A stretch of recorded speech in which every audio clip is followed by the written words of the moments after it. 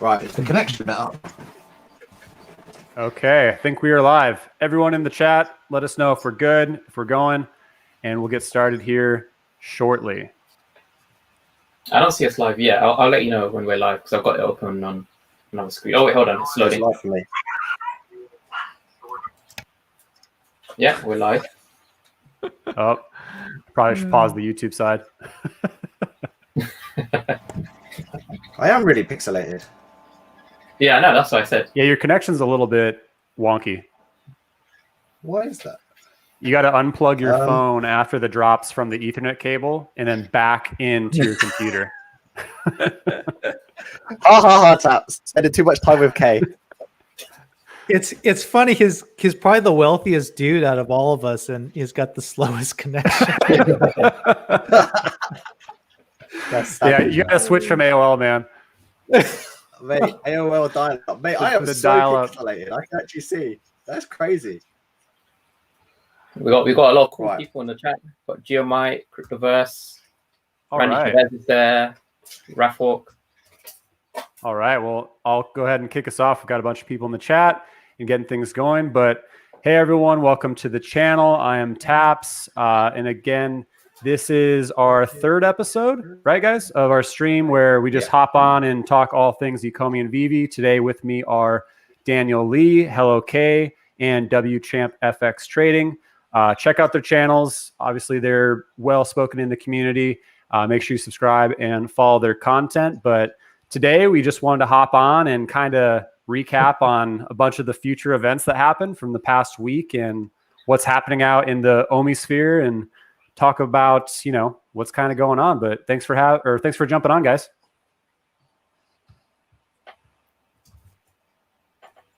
Oh, you've already shared it. Software engineer here. Welcome to the video. We've got 47 people coming up to 50. Oh, everyone's joining in. And someone says they're glad you're wearing a shirt. Mate, that's savage. I mean, we could probably get well over 100 people if you lose the shirt. it might go to 20 people if I lose the shirt. Right, let me. We'll lose the shirt as soon as Dogecoin's price drops. I just want to sell it to buy more Dogecoin. I saw that was like one of the first things I saw was when Bitcoin was going up. A bunch of people were like, "All right, my Dogecoin's going up," and it's like, I think Dogecoin at what 8%, and then Bitcoin went up like 20-something%. So it's not really tracking Bitcoin anymore, and Elon's not tweeting about it anymore. He's still invested in it though. I believe. I think he said at the B Word conference that he has like Bitcoin, Ethereum, and Doge, and I think those kind of went up in price pretty quickly, and then kind of, I don't know, fizzled out a little bit, I suppose. Yeah, that actually was a pretty good. I was expecting to be a little bit more heated or like them going after Elon, but they represented well, and like I really liked Kathy's perspective too. Yeah, Kathy's really cool. Yeah, she just bought like a ton more Bitcoin or Ethereum, didn't she? Like 5 million or something. Yeah, like with through Grayscale, right? Grayscale Trust, something like that. Yeah. Awesome. Well, I'm gonna go ahead and get the ice broken here, and I'm gonna ask you guys a couple of random questions to get started before we hop into like OMI and VeVe. I have this random question generator, so before I click the random question, let's start with Kay. He's always eating or drinking something. What are you drinking today? Oh, today I've got That's not the question, but what are you drinking? Okay, so basically this is like I don't know how much Daniel Lee knows about Korean food, but you know, like the Korean barley tea. Oh yeah. Yeah. It's basically that. So it looks like I'm drinking like a beer or something, but it's actually tea in a pint. Almost looks like kombucha.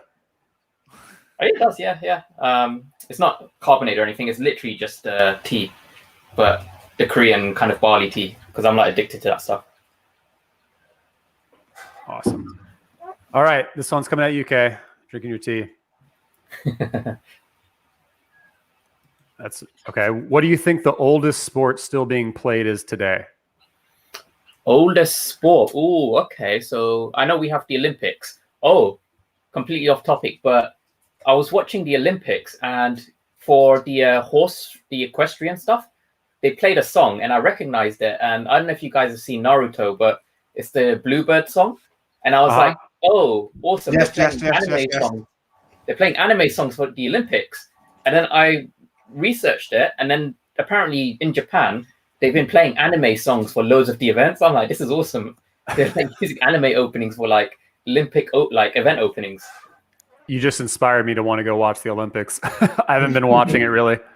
Yeah, the Bluebird song was played. I heard it. I was like, that's awesome. So I know the Olympics has been around for a long, long time.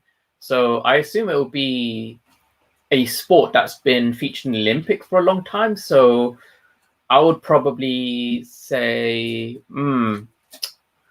maybe like some kind of self-defense kind of sport, like judo or something, karate.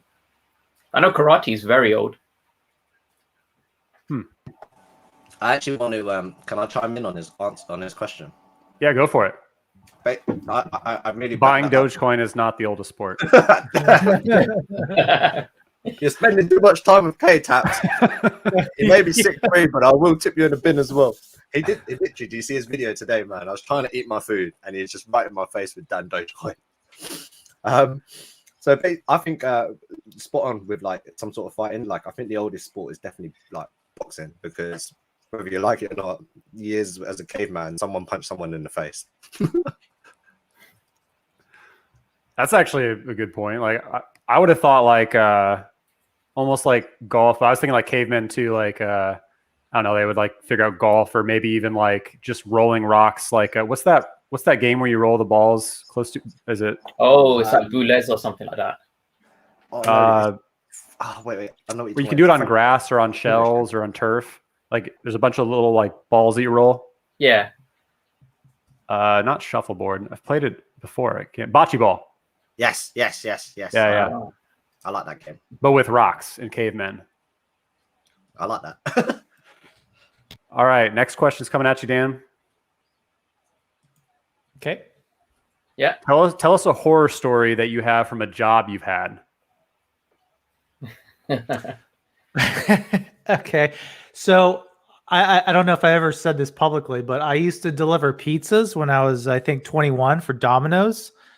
And so our pizza place was like right on the cusp. Our territory was right on the cusp of, you had a lot of wealthier people on the north side and a bunch of poor people on the south side. And so I had to deliver these pizzas to a party. And it was like this ghetto area of town. And so I'm delivering these pizzas, and it's like all these thug-looking types partying outside the apartment. So in order to deliver these pizzas, I would have to go through this massive crowd of thug-looking type people. I'm in my like Domino's outfit and deliver this pizza. And I'm like, there's no way I'm doing that. I'm going to get robbed or like beat up. So I just turned around and dropped off the pizza. And I was like, I'm not going to go back there. Sorry. Can you please wear your pizza outfit for the next video? I gotta find that. I gotta find my uniform. I'm not sure if I still have it. I don't think I do. I'm now going to buy a Domino's uniform and make a Daniel just to do Dan. Actually, one of the best jobs I ever had. I actually like delivering food. I mean, I think it's a great little side gig. Really? I love the pizza, man. My first job, I sold knives, Cutco knives. Oh. And I actually put one through my hand. I have like a scar right here, and it went through my hand, out the other side, while I was doing a demo to like my friend's aunt or something. And I sold the knife to her. So I think she felt bad for me. Not that I'm a good salesman. Those are good knives, though. Those are actually very high quality, supposedly. They'll slice through hands real fast. Wow. All right, last question, then we'll get into OMI and VeVe stuff. Champ, coming your way. What up?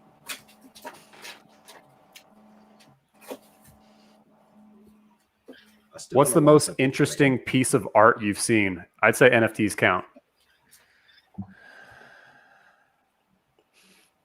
Wow, that's a really hard question. Okay, I would say the most interesting art I've ever seen it's interesting to me because of the price.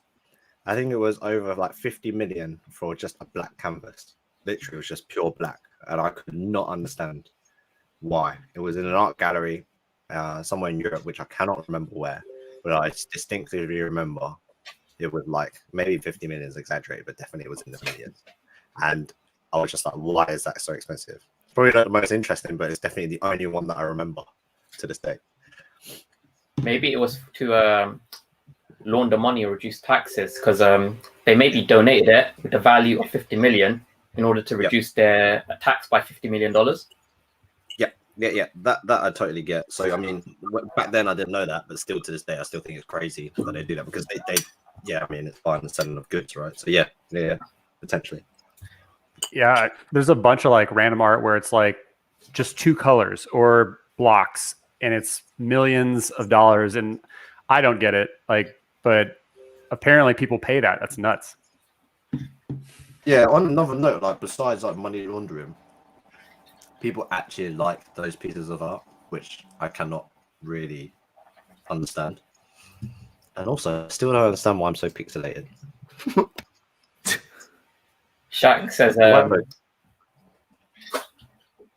he says, how many t-shirts does Dan Dogecoin own? I've got 2. Kay's got one of them, which is wearing right now. Wearing the other one. Yeah, we've got matching t-shirts. We can like plug in a Coin Bureau here. Nice. I think the Bitcoin, the B, and then it's like Coin Bureau. Champ has to go through at least what, like 50 shirts a day. He just flexes and they just rip off like Hulk.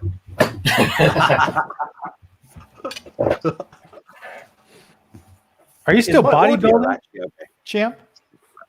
Yeah. Is my audio okay before I kind of like try and reset this, because the pixelated is bugging me now? The audio's fine. It's just the. It looks a little bit better. Yeah, it's like slowly getting better. In terms of bodybuilding, yeah, I'm still like I'm looking to compete next year potentially. Wow. More towards the fitness modeling. So we've got the first donation here.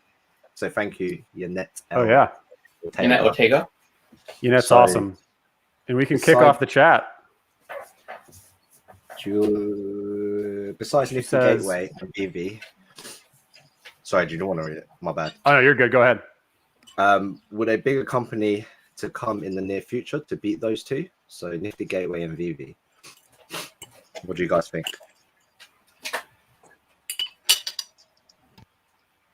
Interesting. I mean, she's comparing Nifty Gateway, like a marketplace, right? And VeVe. So a bigger company to come and beat VeVe. I think as the space grows, we're going to see more companies jump in. Like we already saw, like Marvel has their own NFTs, and we'll see even larger players come along. But they're in a good spot to where it's going to make sense for most players to actually partner with them as the space evolves. But there will be competitors, and I said this a few times, but it's only going to bring more users to VeVe, because as a larger, well-known brand and name jumps into this space, it's going to do well because it'll bring more eyes to the major player who has the most premium content and the most built out. So I think VeVe will have competition eventually, but it's going to be healthy. And then with Nifty, I mean, there's already plenty of competition with Nifty, right? But Nifty's kind of the more innovative, more, I don't know, like they have higher quality content that I've seen, like separate from OpenSea or Rarible. So I think Nifty is kind of standing out in their own space as well. Yeah. Just to like add into that, I mean, there are a lot of people who kind of, I guess they get annoyed for any kind of, I guess, criticism given about VeVe. You have to say it's perfect, but that's like, you're never going to really like, have constructive conversation if you can't like, point out things that maybe VeVe possibly lacks. And Trevor, a while ago, he made a Twitter post saying the first company to crack like the NFT gaming side, they're going to be big. And we're starting to see that now with quite a lot of players. So I know we're talking about kind of NFT companies in general, but you can break down NFTs into so many different niches, like the collectible side, the gaming side, the like security side, like the authentication side that Louis Vuitton wants to use to authenticate, their physical bags, for example, tickets as well, like for football, whatever, sporting events. Like there's so many applications, but specifically focusing on what's big right now, it's the NFT gaming side. So Axie Infinity, that's a game that was introduced to me by a friend of mine. He just said, hey, people are making like $50 a day on it, like you just casually playing. And he literally showed me like how much he was making. And that made me partly really like way more bullish on OMI and VeVe, because they haven't done that yet. So when they do implement something like that, I can see that just being a huge catalyst for OMI's, VeVe, Ecomi's success. But I feel like they definitely do need to kind of explore that area, because it was confirmed that they want to, as part of the VeVeverse, have, in their words, light gamification. I don't know what they mean by light gamification, but if they can create something similar where people can play, you know, within this ecosystem, like some kind of game, and they can kind of contribute their OMI towards this ecosystem and even earn from it, then that's going to attract and retain a lot of people, and it's kind of going to be like an OMI burn factory in a way. So I think they definitely do need to explore this niche before more larger players kind of, I guess, beat them to the market. Because Axie Infinity, the concept is amazing, the whole play to earn concept. It's just the actual product itself kind of looks a bit, you know, not amazing. It's like 2D cats, which, you know, VeVe's content is definitely objectively far superior. It's just the concept, how they've applied it. I think VeVe, if they did something similar, they could, you know, really, really excel. Yeah, Agreed. you know, I just discovered Axie Infinity recently, and I was almost about to do a video about it, just kind of unrelated, but it's basically like a Pokemon game, and you know, there's two different kind of currencies, one for like voting rights, the other to like use for your Axies or your Pokemon, basically. And it's such a big game, and it just made me realize that if VeVeverse just copied that, assuming they release Pokemon, assuming they have that license, and if they create a game out of that, that alone is going to be huge, because Axie Infinity is already like a pretty massive game. And one thing that I started thinking about is, you know how they use the Disneyland analogy? You know, I thought about it a little bit more deeply, and you know, Disneyland has multiple parks. So one of the parks everyone likes is like Star Wars, and you go there, it's all Star Wars related rides, attractions, stores, games, right?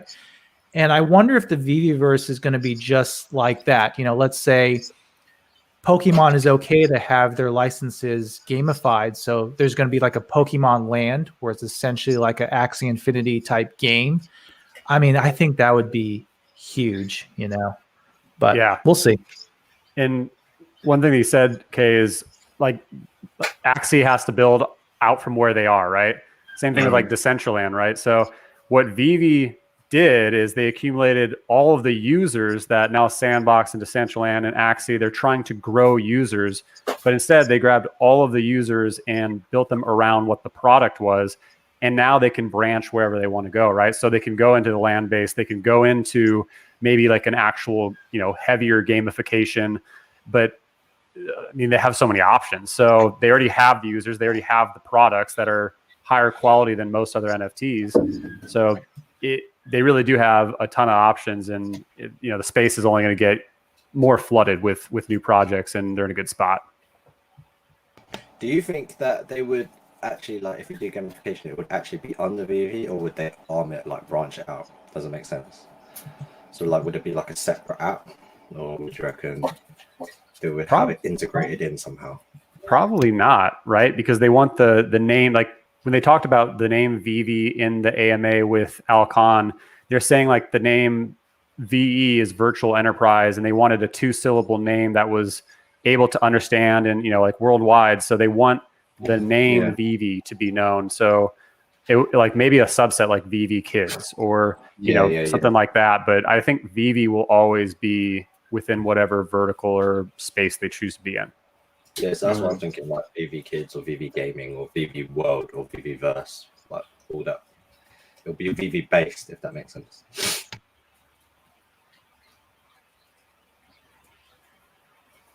Awesome. Great question.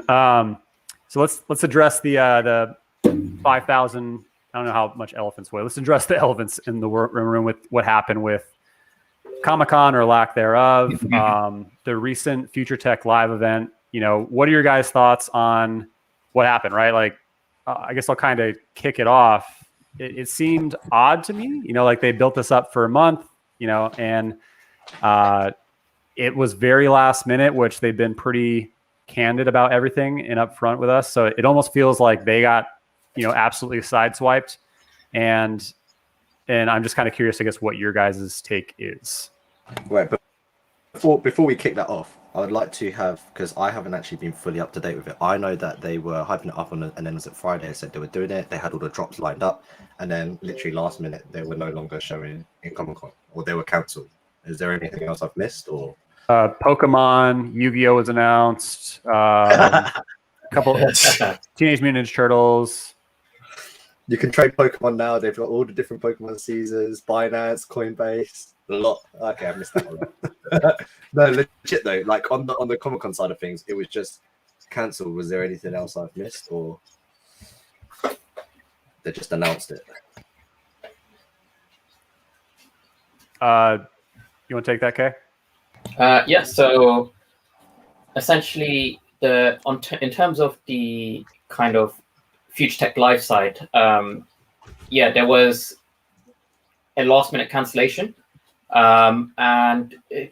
I kind of just want to address this from a holistic point of view. First, is people didn't know why it was cancelled. I had asked Reese and he said, it's best if we kind of hear it from Dan, and because we had an AMA coming up. So Dan's answer, purely from just what I had gathered, a lot of people were kind of upset by it. Some people who are like, they understand, they trust the team, they're like, okay, fair enough, they're doing what they need to do. But there were a lot of people who kept saying, I'm putting my money into VeVe, into Ecomi. I want to know what's happening, like what happened. As an investor, I have the right to know. Just saying there were bumps along the road isn't good enough. And I can understand that point of view as well. So, I think the decisions that they take in order to explain what's happened, there is definitely an underlying reason.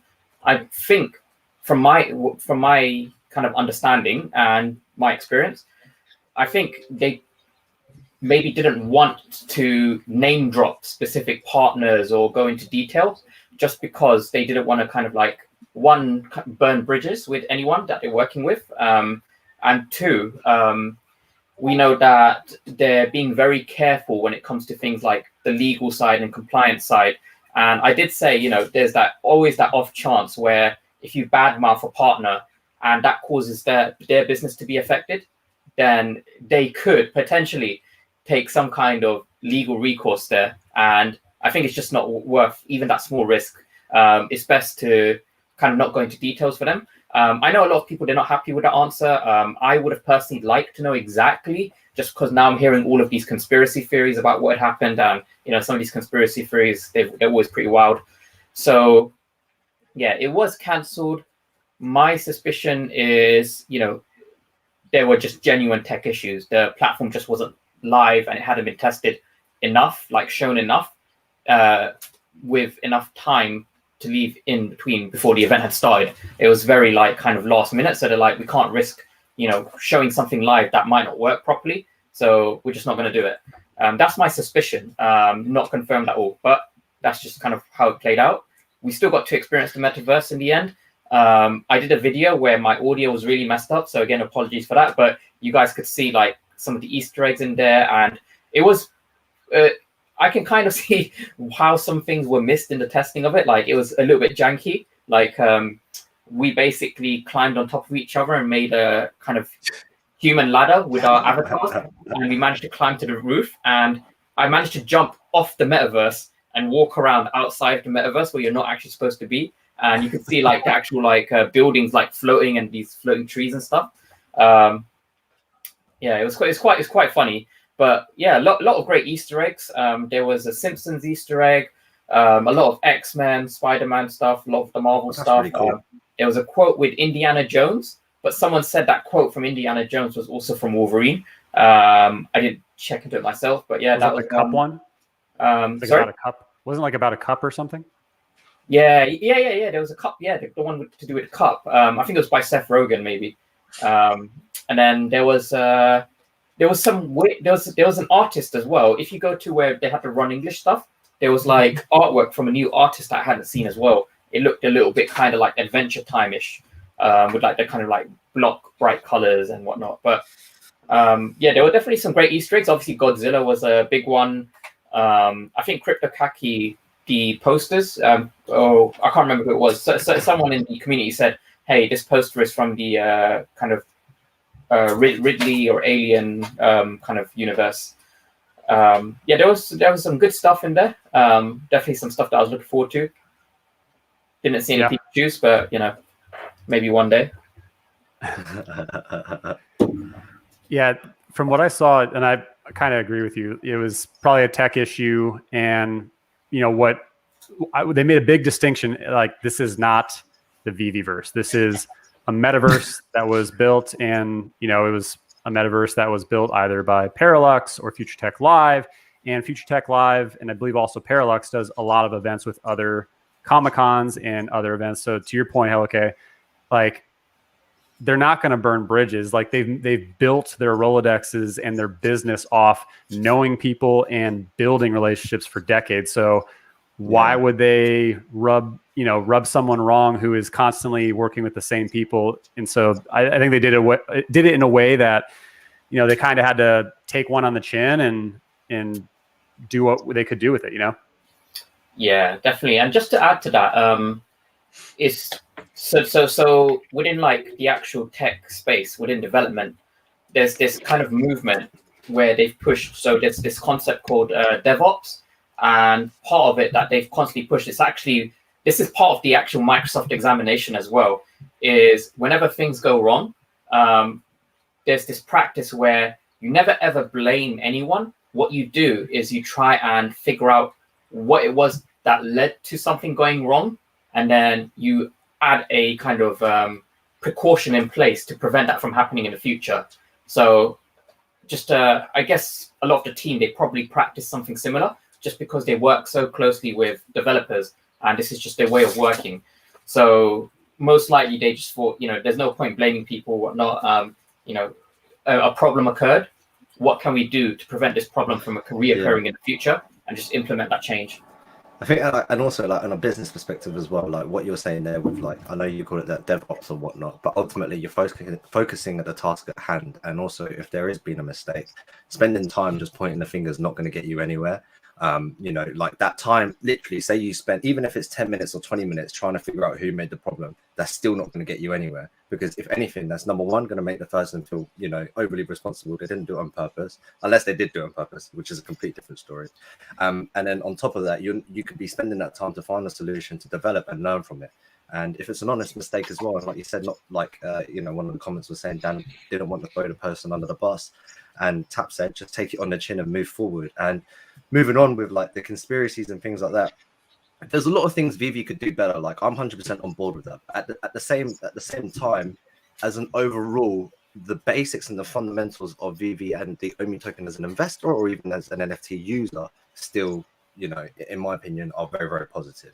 The NFTs, people can actually buy them, like the ghost trap, the crazy bunny one. You're buying them at like $80 or whatnot, and they're going onto the floor straight away, for like 1K or something like that, right? Correct me if I'm wrong. And the token is just an early investment, and I think it shoulda, woulda, coulda moment, and this always happens in trading, and it always happens in investing. When price is shit, yes, you're going to get a lot of fun and whatever, but when price is good, everyone's in like this euphoria stage and like, yeah, I told you should have bought that token. Yeah, I told you it was good, but right now everyone's like, scammy, this, that. Now, when it was in there, the only feedback I said was they definitely need to work on their community and work on their announcement. It's not criticizing them in the sense that, yeah, VeVe shit. I'm telling it as it is from a fair point of view. If you're going to say an announcement, don't back on it because thanks to the OMI homies, but you're going to get the backlash because you're saying, okay, I'm going to turn up on Tuesday, and then we don't turn up on Tuesday. Then and you keep on doing that, you lose trace, you lose faith, you lose relationships. you lose a lot of things that come on with it. So, you know, I just want to kind of like say all those things because it was really good valid points from you two. Yeah, and I want to add one thing to that, and then we'll get to Goran ACD's super chat. Thanks, Goran, and we'll answer that question. But I like what you just did there, because you brought it like from an investor standpoint, right? So this is there's always ebbs and flows. What happens with a token, and even with the collectibles, right? So like we see the collectibles have gone down just because the event didn't go right. So there was a big misstep, and now it's reflecting in the token, and it's reflecting in some of the price of the collectibles.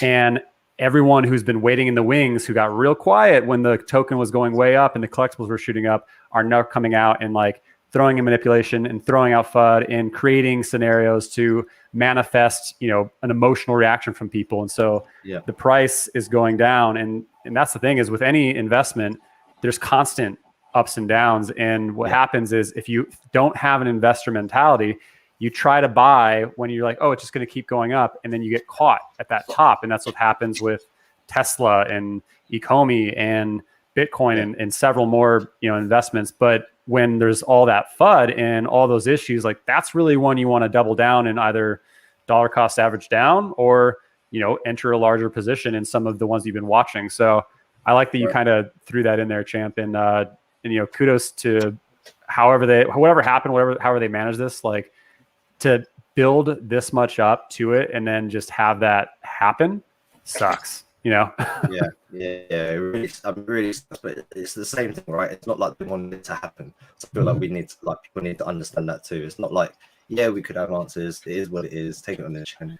However, it's not like they edged themselves to do that. They're probably hurting just as much as the community or investors or whoever, right? So and I'm gonna address that question before I lose it in the chat. I'm gonna ask it of Daniel first, and everyone chime in. But HRK asked, why not talk serious things? Tokenomics, future of collecting. Where do you see NFTs in the near and long future? Best ideas for master collector. Best ways to fight bots in multiple accounts. There's like 6 questions in that, but just, you know, go ahead and pick each one. Yeah, I mean, I don't think we need to spend too much time talking about the tokenomics. I mean, I think we've talked about it quite a bit between all 4 of us, you know, and all the other influencers as well. I mean, I think the tokenomics are here to stay. There was that talk, or that rumor that maybe we would see a reduction in tokens, but we know that's not going to happen, at least in the near term. So I don't think that's really worth kind of talking about necessarily. Let's see, future of, let's just take the NFT question. I mean, I think NFTs are definitely here to stay. In terms of the bubble, the NFT bubble has kind of deflated a little bit, but long term, I mean, NFTs are definitely going to be an asset. We're definitely going to see it. You know, I read something recently that Mark Zuckerberg is going to focus a little bit on the metaverses, or a metaverse in the future, because it's such a big undiscovered country or industry. And I think NFTs definitely play a huge role in that. I mean, even in gaming right now, people are spending lots of money for collectibles or for goods that they don't even technically own. So I think NFTs are just the next evolution of that. I mean, eventually you're going to own the collectibles you buy. And I think NFTs are needed for that. Yeah, so on that note, I want to kind of like touch on the NFTs, and you know, he's like Gary V's. Have you guys seen the old clip of Gary V's where he replied to his own comment, right, in the April one, and it's talking about expression emotions and stuff like that? I thought that was spot on. You know, like ultimately we buy things like based on emotion, right? Like we have things that emotionally attach and expresses who we are. Like literally, you know, Kay's got the Coin Bureau t-shirt on as an example, because if we go into a deeper meaning, ultimately that's expressing that he likes Coin Bureau, he likes the color, he wants to support the brand, and maybe Taps just like playing colors for a white t-shirt. I know it goes a little bit in depth, but you asked why not talk serious, so we're gonna go serious. And ultimately, I feel like NFTs is very, very early on, because ultimately moving forward, everything's going digitalized, right? With the whole of COVID has pushed things to become more digitalized, currently digitalized, everything's contactless, you're no longer going cashless as well.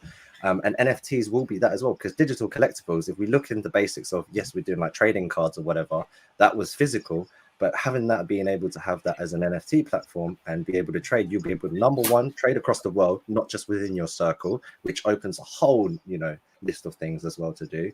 And number two, it's just really still early in the stages, you know, like a lot of people are still adapting to it. VeVe are obviously one of the ones that I support and I believe in, and they're still nowhere near at their peak, if that makes sense. So there's a long way to go, in my opinion, in NFTs in the long future. And just one more thing on the NFTs, we, you know, I already know a few people who approach me who actually do NFTs for artists and things like that, and they get royalties based on that. Yet again, that coincides, going back to what Gary Vee says, where it comes to the basics of, you know, emotions. If I like The Rock, right? The Rock is a pillar. Like he's a boss. He's funny. He's sick. He's hench. Like he's just everything. If he was an NFT, I would buy it straight up. I would buy it. Why? Because yet again, that is that is an expression of my character and who I am, because I want to buy that NFT. Coldplay's NFT sold for 2 million.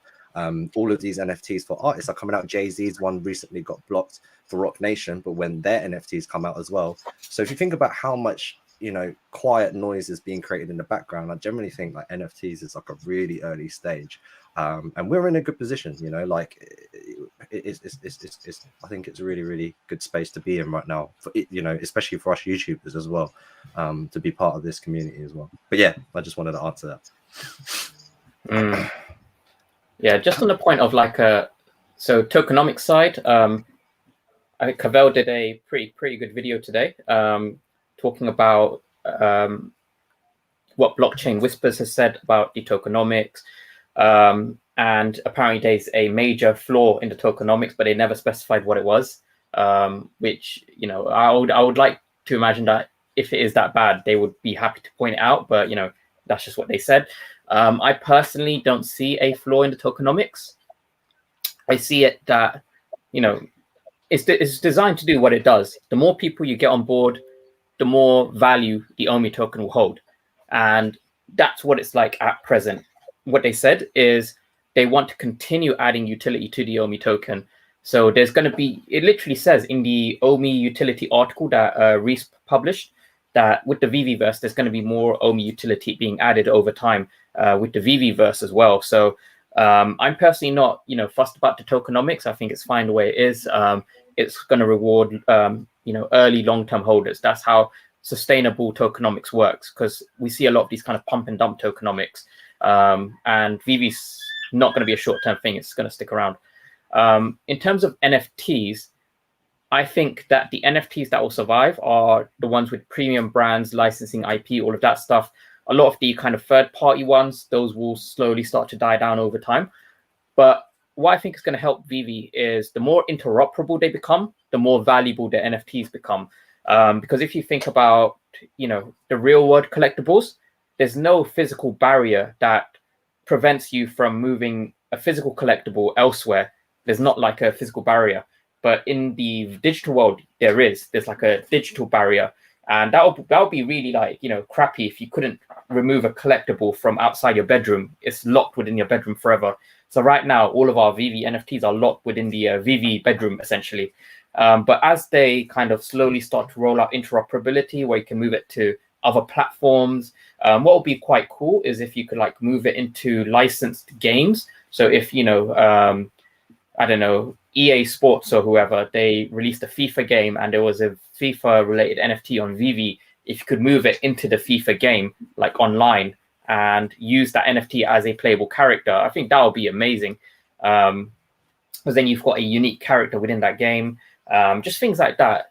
I think that will add a lot more long-term value. But again, that's something that we have to kind of wait to happen. It's something that we haven't kind of got yet. And that's kind of like just relate to my kind of overall point is this whole idea on kind of the valuation of the NFTs.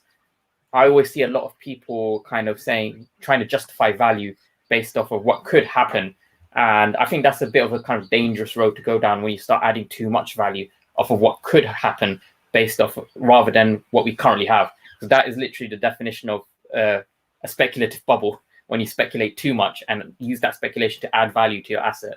But yeah, the bot side, like I said, majority of the users, large majority of the users are just genuine users. It's just, the drops are just way too scarce. Yes, I have noticed there's like the exact same few users who keep continually having multiple ultra rares per drop, and they list them for sale before the market even opens. And it's the same couple of 1 or 2 people. So in terms of that respect, yeah, I think they probably should focus on those guys and kind of see what it is that they're doing that allows them to maybe get by undetected, or how they're still operating. But apart from that, majority of users are genuine users. It's just the drops are very scarce. So I don't think the bot side is like a major issue. They did say multiple accounts as well. I personally, if you have multiple people in your household, so you've got, brother, sister, mom, dad, but you're using your mom or dad's account on behalf of them, I think that's okay, as long as the account itself belongs to a real living person. But if you're making like 10 accounts for yourself, then I think that's not okay. And people have actually asked about this. They've said, when can we have KYC so people can only have one account per identity? And in a way, I agree.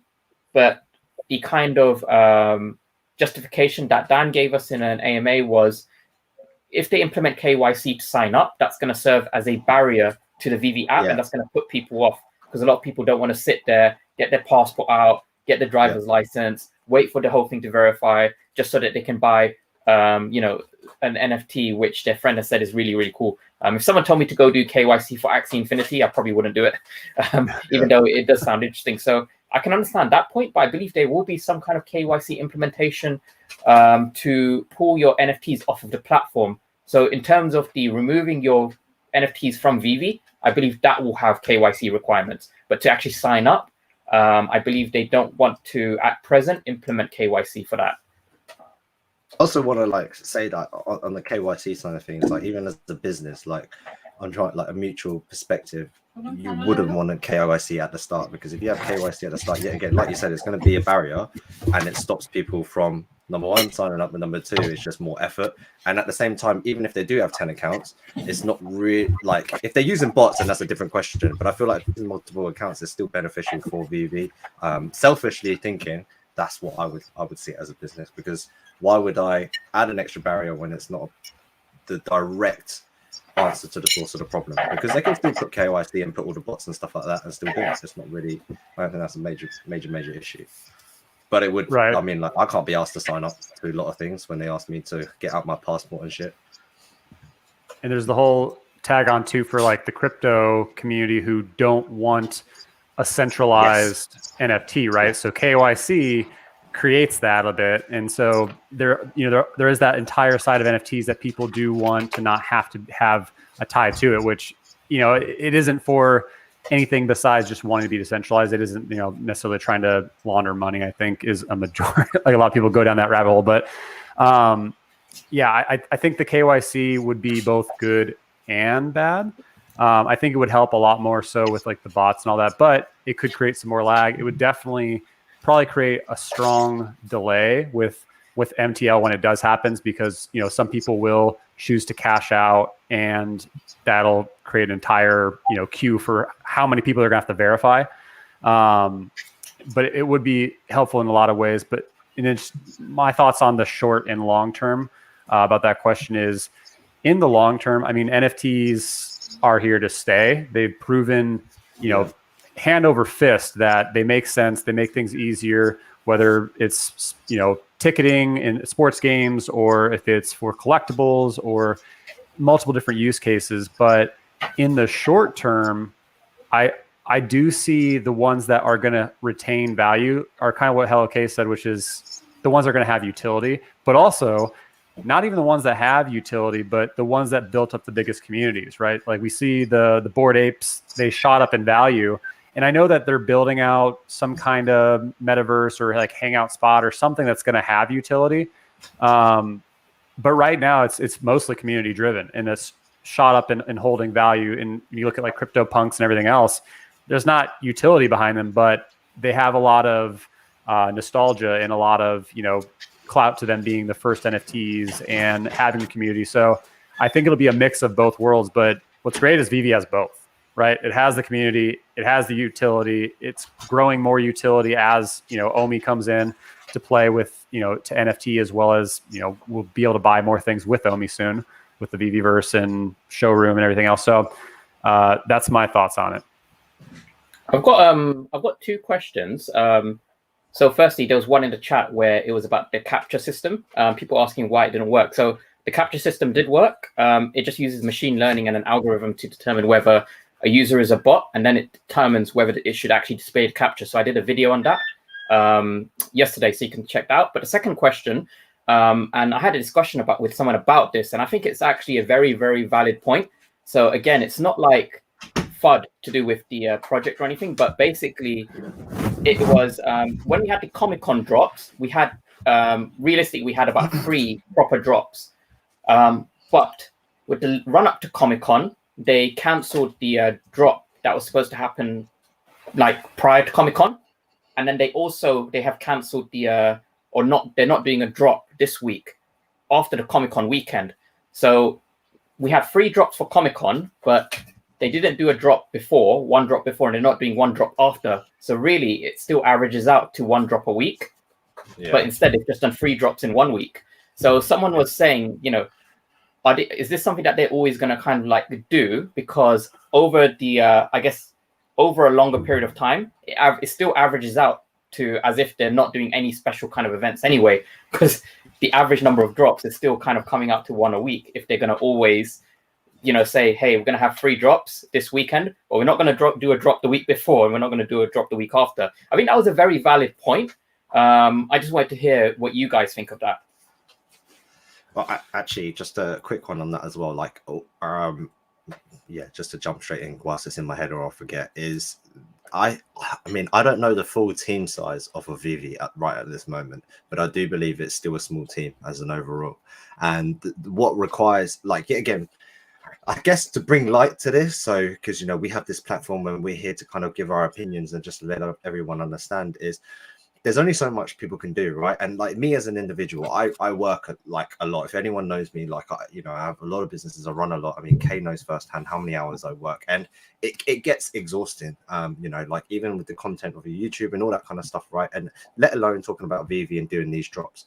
Now, if you think about it, doing the work itself is not so hard. The community, can take a massive toll on it, especially if it's negative.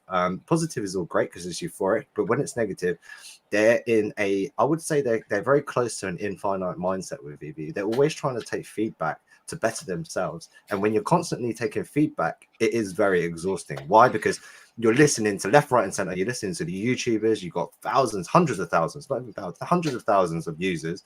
If anyone's ever experienced hundreds of people just throwing negativity at you, that is very, very exhausting. So on top of that, when we talk about the drops themselves as well, Reese, hats off to him. He's like a one-man band trying to deal with the Twitter, to deal with the Telegram. Yes, there's admins and stuff like that, but as a one-man band, that is very, very, very, very tiring and very exhausting. So, as an average on 1 drops per week, I don't think that's too much of a problem. Doing 3 drops is also great, and then taking a break is also fine.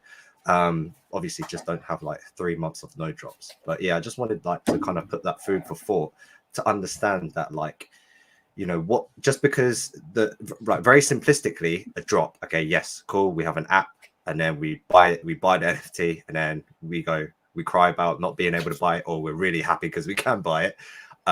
But there is so much that goes into it, the development of the software to be able to release what the drop is, what the NFT is, to decide which ones they're going to actually release, to make sure the app goes smoothly, to be able to answer all the inquiries, and also they're trying to make everyone happy as well.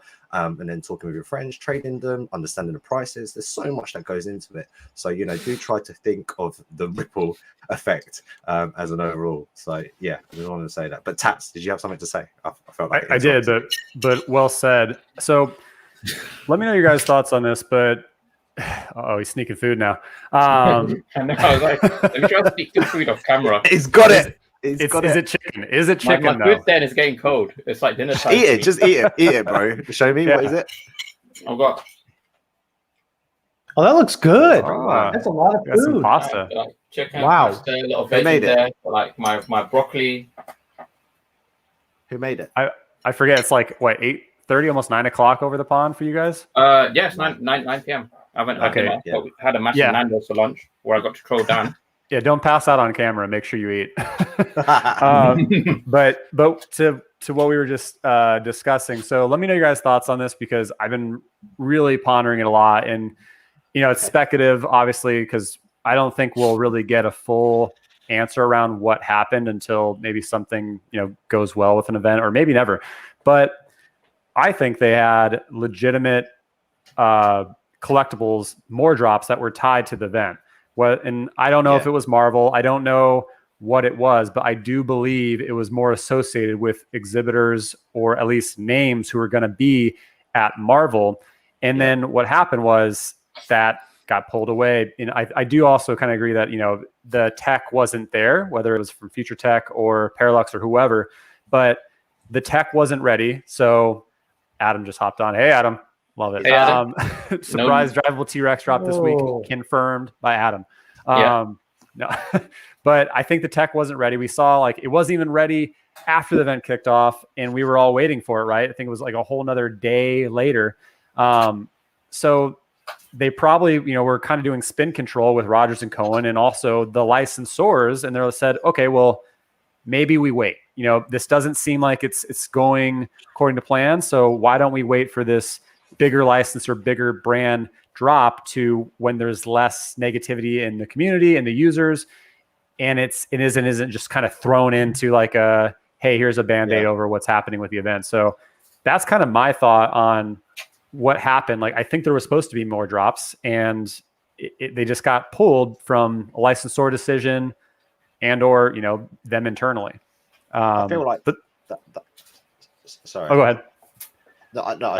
We have a question coming. So it's related to what we were just talking about, the taking a break from the drops. They're asking, so the company is taking a break from the drops this week. I suspect to recover from the hecticness of Comic-Con, but also in terms of their roadmap, it's coming up to the end of July, and Money Transmitter license and Immutable X migration, those are rolling in very, very soon. And I think just for their kind of redeeming their reputation of, people branding them as they never, ever stick to deadlines. I think they really, really want to hit these deadlines. Yeah. That's a really good point. They definitely want to make sure that Immutable happens in MTL and everything else. But there's a lot of negative. Sorry. Oh, I was going to say. Go ahead. I've written it down so I'll remember. I was going to say, we didn't get the drops that we were, I guess, expecting. But if anyone hopped on the Clubhouse AMA with Jermaine and Kozik, I mean, Jermaine's awesome, and I mean, we already saw them perform really well. And I think because the event didn't go well, the CE collectibles, that tag, is being really, really undervalued because they're CE, they're FA, and they're from, technically the first event, at least focused event that happened for the community. So I know there's a lot of FUD out there, especially with the discounted price in the collectibles. But I mean, I bought a 500 or 400 mint, one of Mondo's earlier this morning for $100 or 100 gems or whatever. So I think that's a big miss for those who are selling them right now because they are special. They're a special tag that we might not see another CE collectible for at least, month, 2 months, 3 months, who knows? So I think they do stand out. And I think discounting the fact that they're not Marvel or, another big brand that we've been waiting for is a miss because some of the highest performing collectibles have been from artists, right? With Shivenche and Kozik. So I think people are really missing the boat on these. My feedback on the CE tag is I think, and this is just what I think they could do, or maybe might be nice to do, is physical Comic-Con exclusives. They're always appended with the date, the year of that Comic-Con. So I've got Comic-Con 2019s and Comic-Con 2020s in my room. I think as they do more Comic Cons, they're going to have more CE tags. For new users, they can't differentiate between which one of these CE collectibles are the earlier ones, which would therefore hold more value. I think it would be cool if they could just pre-pen the year after the CE. So we've got CE 2021, and people will know, oh, this is from like the year when they first did CE collectibles. I think that would be kind of cool to help differentiate. But yeah, outside of that, I think the CE collectibles, because there was a lot of hype, now the prices are starting to correct, and I think they're going to be oversold. And then over time, people will see the value of them, and then the CE kind of anything with CE, I see gaining more value over time. Yeah, I agree.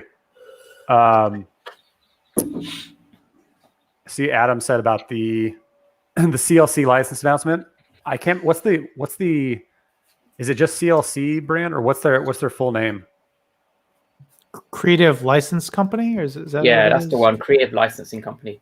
Yeah, People they have the CLC license announcement. They have so many brands underneath them.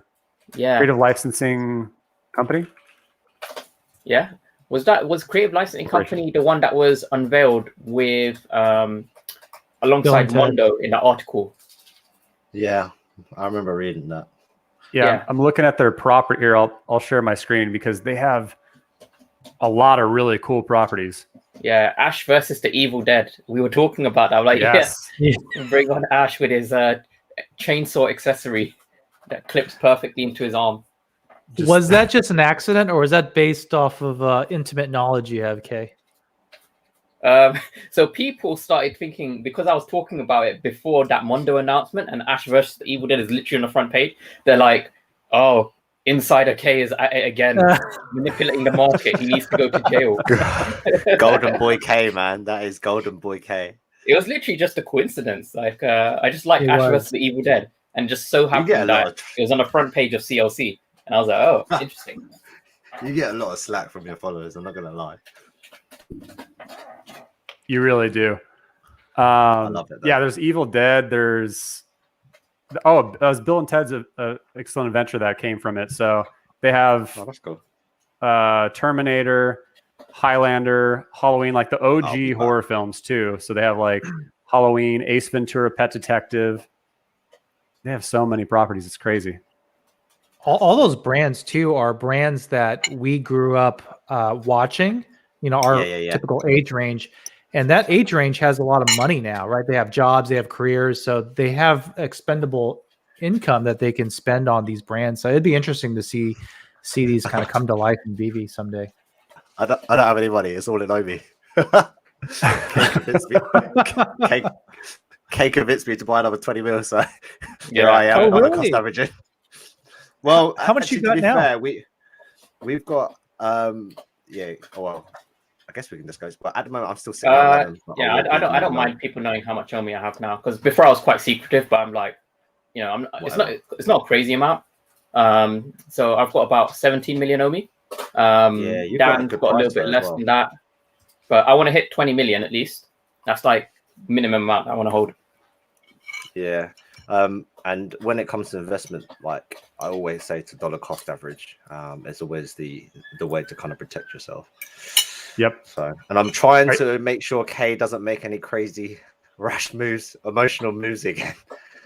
Yeah, I'm basically, all of my TP levels are exactly the same as a wannabe champ Dan's, because I've made mistakes where I would be holding for way too long.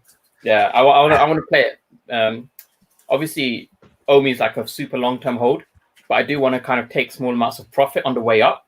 And I think even the biggest whales who super believe in OMI, I think even they will probably be doing the same. You got to, right? So, ultimately, it's not an investment if you never take money out. Yeah, take some money out. We always say in our videos that we're not financial advisors, but is wannabe champ actually your financial advisor, Kay? He's my financial advisor, yeah.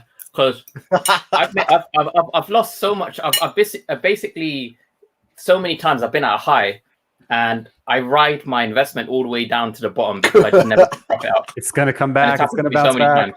Oh my god, man! Like the worst thing is when you you teach her, you tell them, and then they do it again. It's like you're trading the wrong way.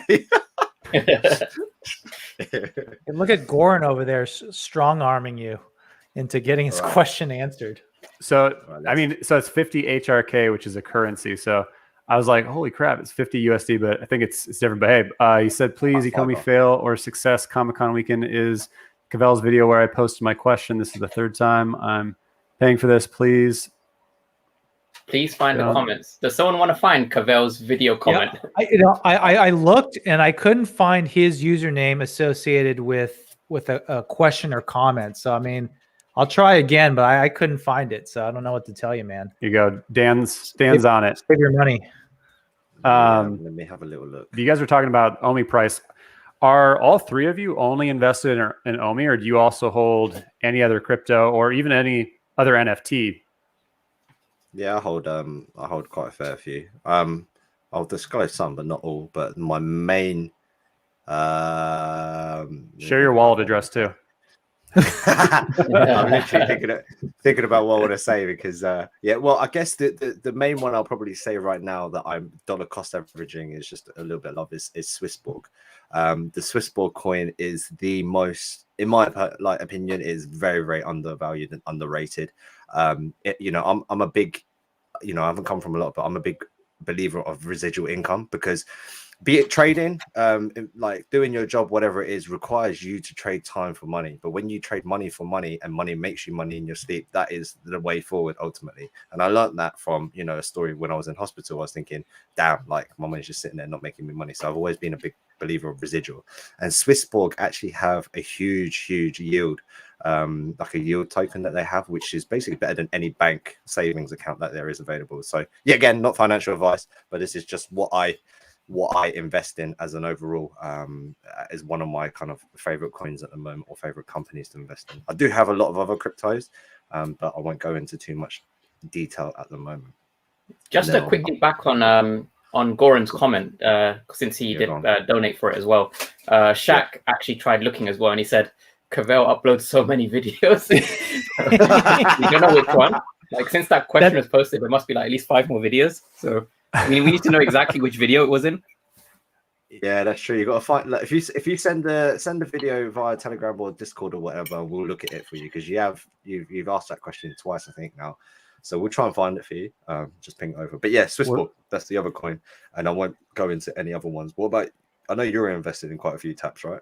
Yeah, and I'll look into Swissborg because I'm like somewhat familiar with Swissborg, but haven't really dove into it. I've obviously seen it, pop up, and it's had some runs this run, but I have quite a few others. I won't reveal like all of them, but I've definitely like started consolidating. And what's hard is like I don't want to over consolidate because the mistake a lot of people make is like I have a lot of people who comment in my videos and say, oh, hey, should I like sell my Cardano or should I sell my Ethereum or my Bitcoin for OMI?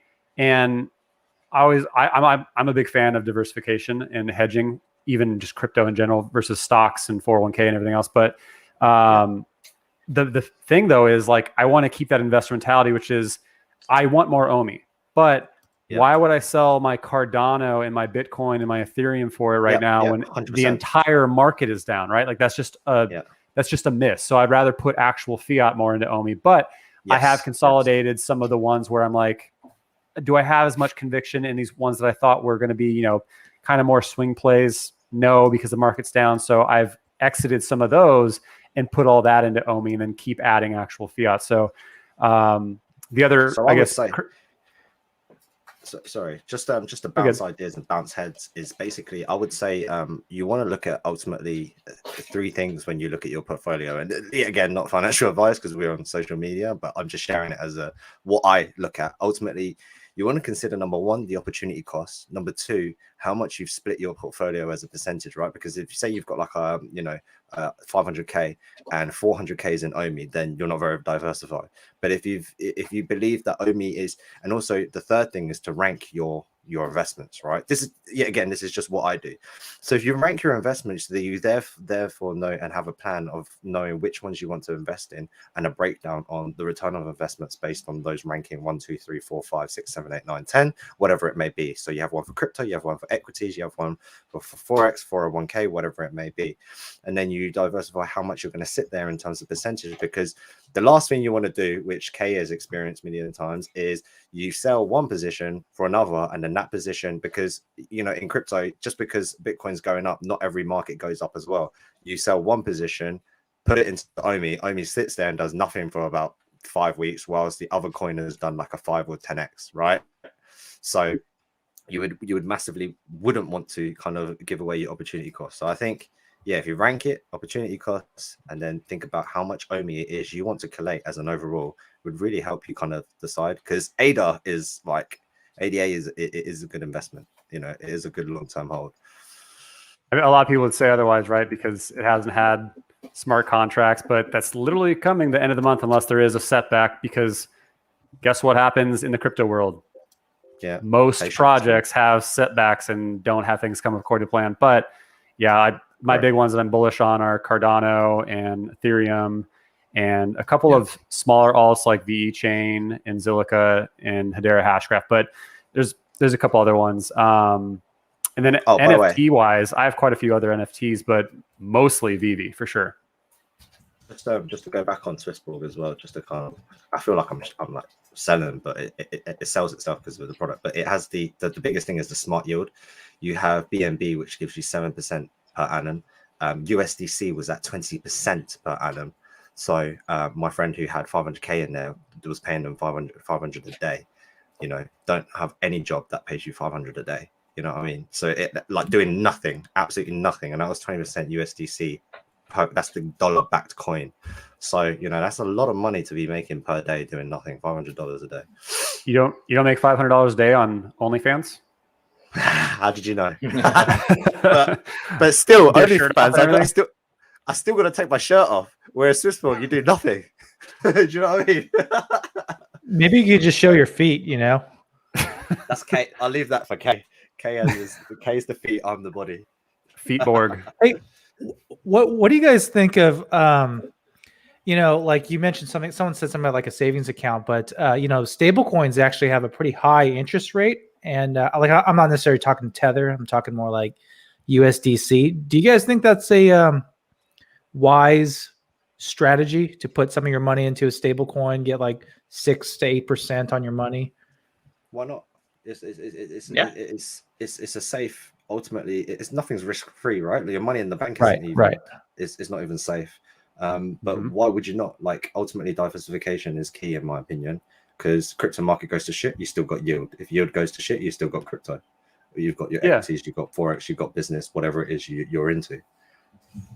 And you're making a solid percent that is higher than any savings account. The one debate that I hear people say is like, oh, well, nothing's fully safe in an exchange or, whatever you're using or a wallet, unless it's on a hardware wallet. But the one benefit you have by actually keeping it on a wallet / exchange or whatever you're doing and having it grow interest there is when the markets tank, you have minutes to, sometimes like seconds to where you're going to catch that break of, if you're following the markets pretty avidly, that you're going to catch that wick down or if you actually place like a buy order.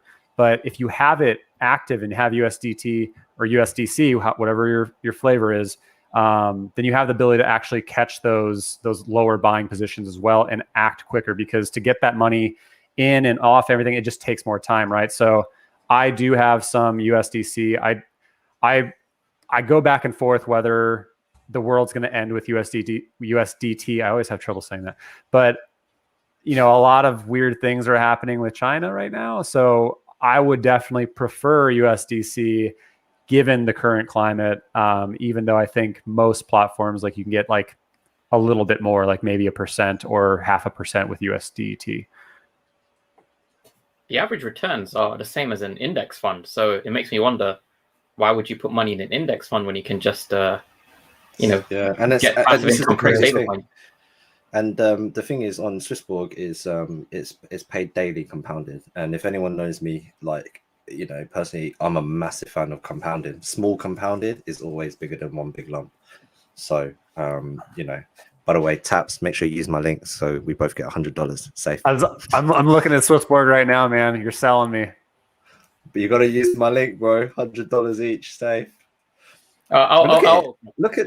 I'm getting some cash in today. I sold some Making- Tesla on the making a run. earnings call. Thank you, bro. You use the link as well. It's down like 60%, 70% or so from high back in May, and it's making a little bit of a wick up. So it's at a good buy price. Yeah. So where I'm buying, I've been dollar cost averaging on the way down because I missed it from the peak, right? But that's how much I still believe in it. I'm still dollar cost averaging when it's eating shit because it makes sense. It's got, you know, it's got BNB staking, which is crazy.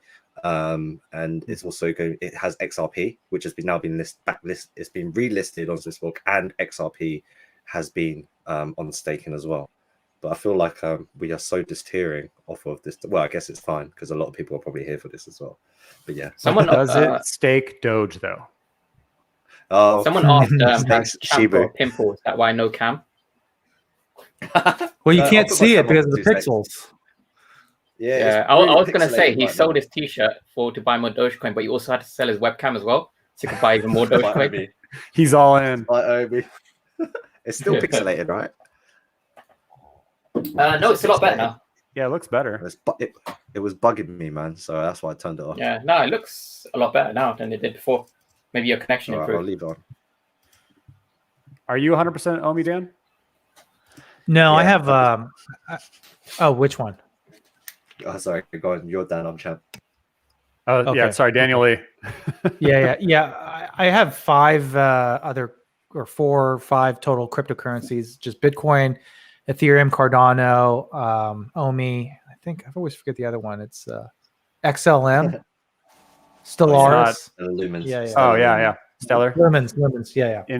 You don't have like Inu, Shiba, Doggo. No, Wolfo I never liked those. Coin. I can't sleep well with those tokens. You know what I mean? Like, I don't have that high degree of conviction, but I'm actually trying to sell this house, and I'm going to use some of those proceeds to put it all into OMI, though. So I'm going to go. You're gonna almost- do a Randy almost all Chavez. in. Nice. Huh? You're gonna do a Randy Chavez. Just like sell some. I won't get as much as he Buy has. like but 100 mil OMI. Are you gonna I think basically if like? he can get. Are you go gonna ahead. take that? Are you going into like another house and then like taking the equity difference, or? No. I got an insurance payment. There was a hailstorm that damaged it, so I'm going to sell it for whatever I can get for it, and then take the big insurance payout. But I'm going to just take basically all that money and put it into OMI, almost all of it. Nice. Oh, nice. Big moves. You need to catch it on the token unlock day. Oh, actually, since we're on that topic, so you guys know I'm one of the official Ecomi Telegram admins, and so I try and like help out. I try and try to fight the fires when Reese isn't around, but I just couldn't even I could barely look at it today because the amount of like absolute like FUD spam in there was ridiculous. Because all of these things coincided. We had the there's that guy who people think is Indy Kyler. He's like called Crypto News or something, and he said, "Oh, we have some bad OMI news incoming, bad OMI news." And then we also had the blockchain whisper thing. And then on my YouTube comments, there used to be the exact same people who used to always post, like David Rosen, he would always post eScammy. There was like some other ones. And all of a sudden, they just appeared out of nowhere and started posting again on my YouTube channel. Like the same exact comments, like this is a scam, like, the team, like blah, blah, blah. So I was like, wow, all of the FUD just came in one big wave. And it's like, I've just seen the price go down, and they're kind of trying to put the blame again on the token unlocks. Yeah. Even though everyone knows it's happening, it's so transparent, it's been there, but they keep saying like, oh no, the token unlock's coming, they're going to dump everyone, like, this is a scam, but every time. So I just wanted to get your thoughts on, do you think this kind of FUD and everything that's been happening is justified? Like what Blockchain Whisper said, there's a big problem about the tokenomics, but we're not going to say what it is. All of this like super speculative FUD, like what do you guys think about that? I mean, to take that much time out of your life and your day and everything else that like these people actually hop in our channels and on our Twitters and leave negative comments. Like that's a dedication in itself. Now, why would they do that if they weren't trying to capitalize from it, right? Like, I don't care for, you know, some companies or stores or whatever, but like I don't go out of my way to do negative things that are going to affect people from buying stuff or anything like that. So the only reason that makes sense to me is if they have ties to some kind of negativity that happened early on the project, and or they are trying to create as much calculated FUD as possible to manipulate the price so that way they can reload up and sell at a high. Like that's why whenever there's a negative thing, you know, I'm just keep watching the price and I keep buying it when it's down, when, you know, when there's blood in the streets. So like they all come out all at once when there's like they're completely invisible when there's like positive catalysts after week after week after week. But now there's some negativity and they're influencing all the mindsets that are just kind of like, oh no, the sky's falling, you know. And so I really think that it is some form of calculation between them. Because if you think about ultimately, that's how equities, you know, that is done, whether you like it or not. Like, I don't know how deep you want to go it, but that's how they drive the price up and sell it down and smash it through. And this is a prime example of what they're doing now. And, you know, I really, really want to emphasize, because we've got 200 people here that are potentially, even if I can educate 10% of this, is ultimately blockchain whisperers or whoever the hell it is you follow as a trader, even Taps, Daniel Lee, and Kay. They give you the information. Don't take that information for gold, right? Like, I find obviously the three that I'm doing the stream with credible, and I appreciate them and I respect them. However, if there's information that's given to you and it's the first time hearing it, go and do your own research. Do your own research, because the whole fact is Blockchain Whispers is a prime example of he's got a huge you know, audience where he actually bought that Telegram group, if you do or you do not know it, and that's how he's able to price that, because he has his own one which is 13k, and then he bought the XRP pump and dump group one, which is for 43k one. And really at that time, so at that time when they were pumping the OMI coin, he did the same thing, right? Like, you know, he's going to be doing it for his own benefit. Now, Blockchain Whisperers, for the calls he's doing, yes, he's done some amazing calls, but if you've actually followed his work, which I spent some time doing only because of the OMI situation, because I was like, okay, what is this guy doing? Because he was pumping it and then the price ate shit. So there's something that he's doing that I understand that is something different. He's 50-50 with his calls. Now, whether that's right or wrong, or his own premium give you separate, that's fine. Like, it is what it is. But the lesson to learn from that is to do your own research, because he can give you two coins. One of them could absolutely moon, and one of them could absolutely eat shit. But the one that moon does pay for the one that eats shits as well. So that's a fair enough, you know, as a business for him. But yeah, do your own research, because all the FUD with OMI right now, the specific FUD right now makes no sense. And you know, like scammy, it makes like the coin goes, you know, it's crap. It makes no sense, because as an investor, or if you're talking about the OMI investor, if you think about the scenario, for OMI to go to zero, for you to lose your money and for it to be a scam, think about who they are as an overall, right? And you're doing your own research. Like, ultimately, they are people who have had a track record. Let's go into the money side of things. They don't actually need the money. Yeah, okay, great. If they're making money, great for them. But they don't actually need the money to survive from, right? They create this project because they've got a passion, they like it, and they want to have the community and they want to work with them. So going to zero is pretty much, you know, impossible. Going to $1 might be inevitable. No, I'm just joking. But yeah, I just ran over. Sorry.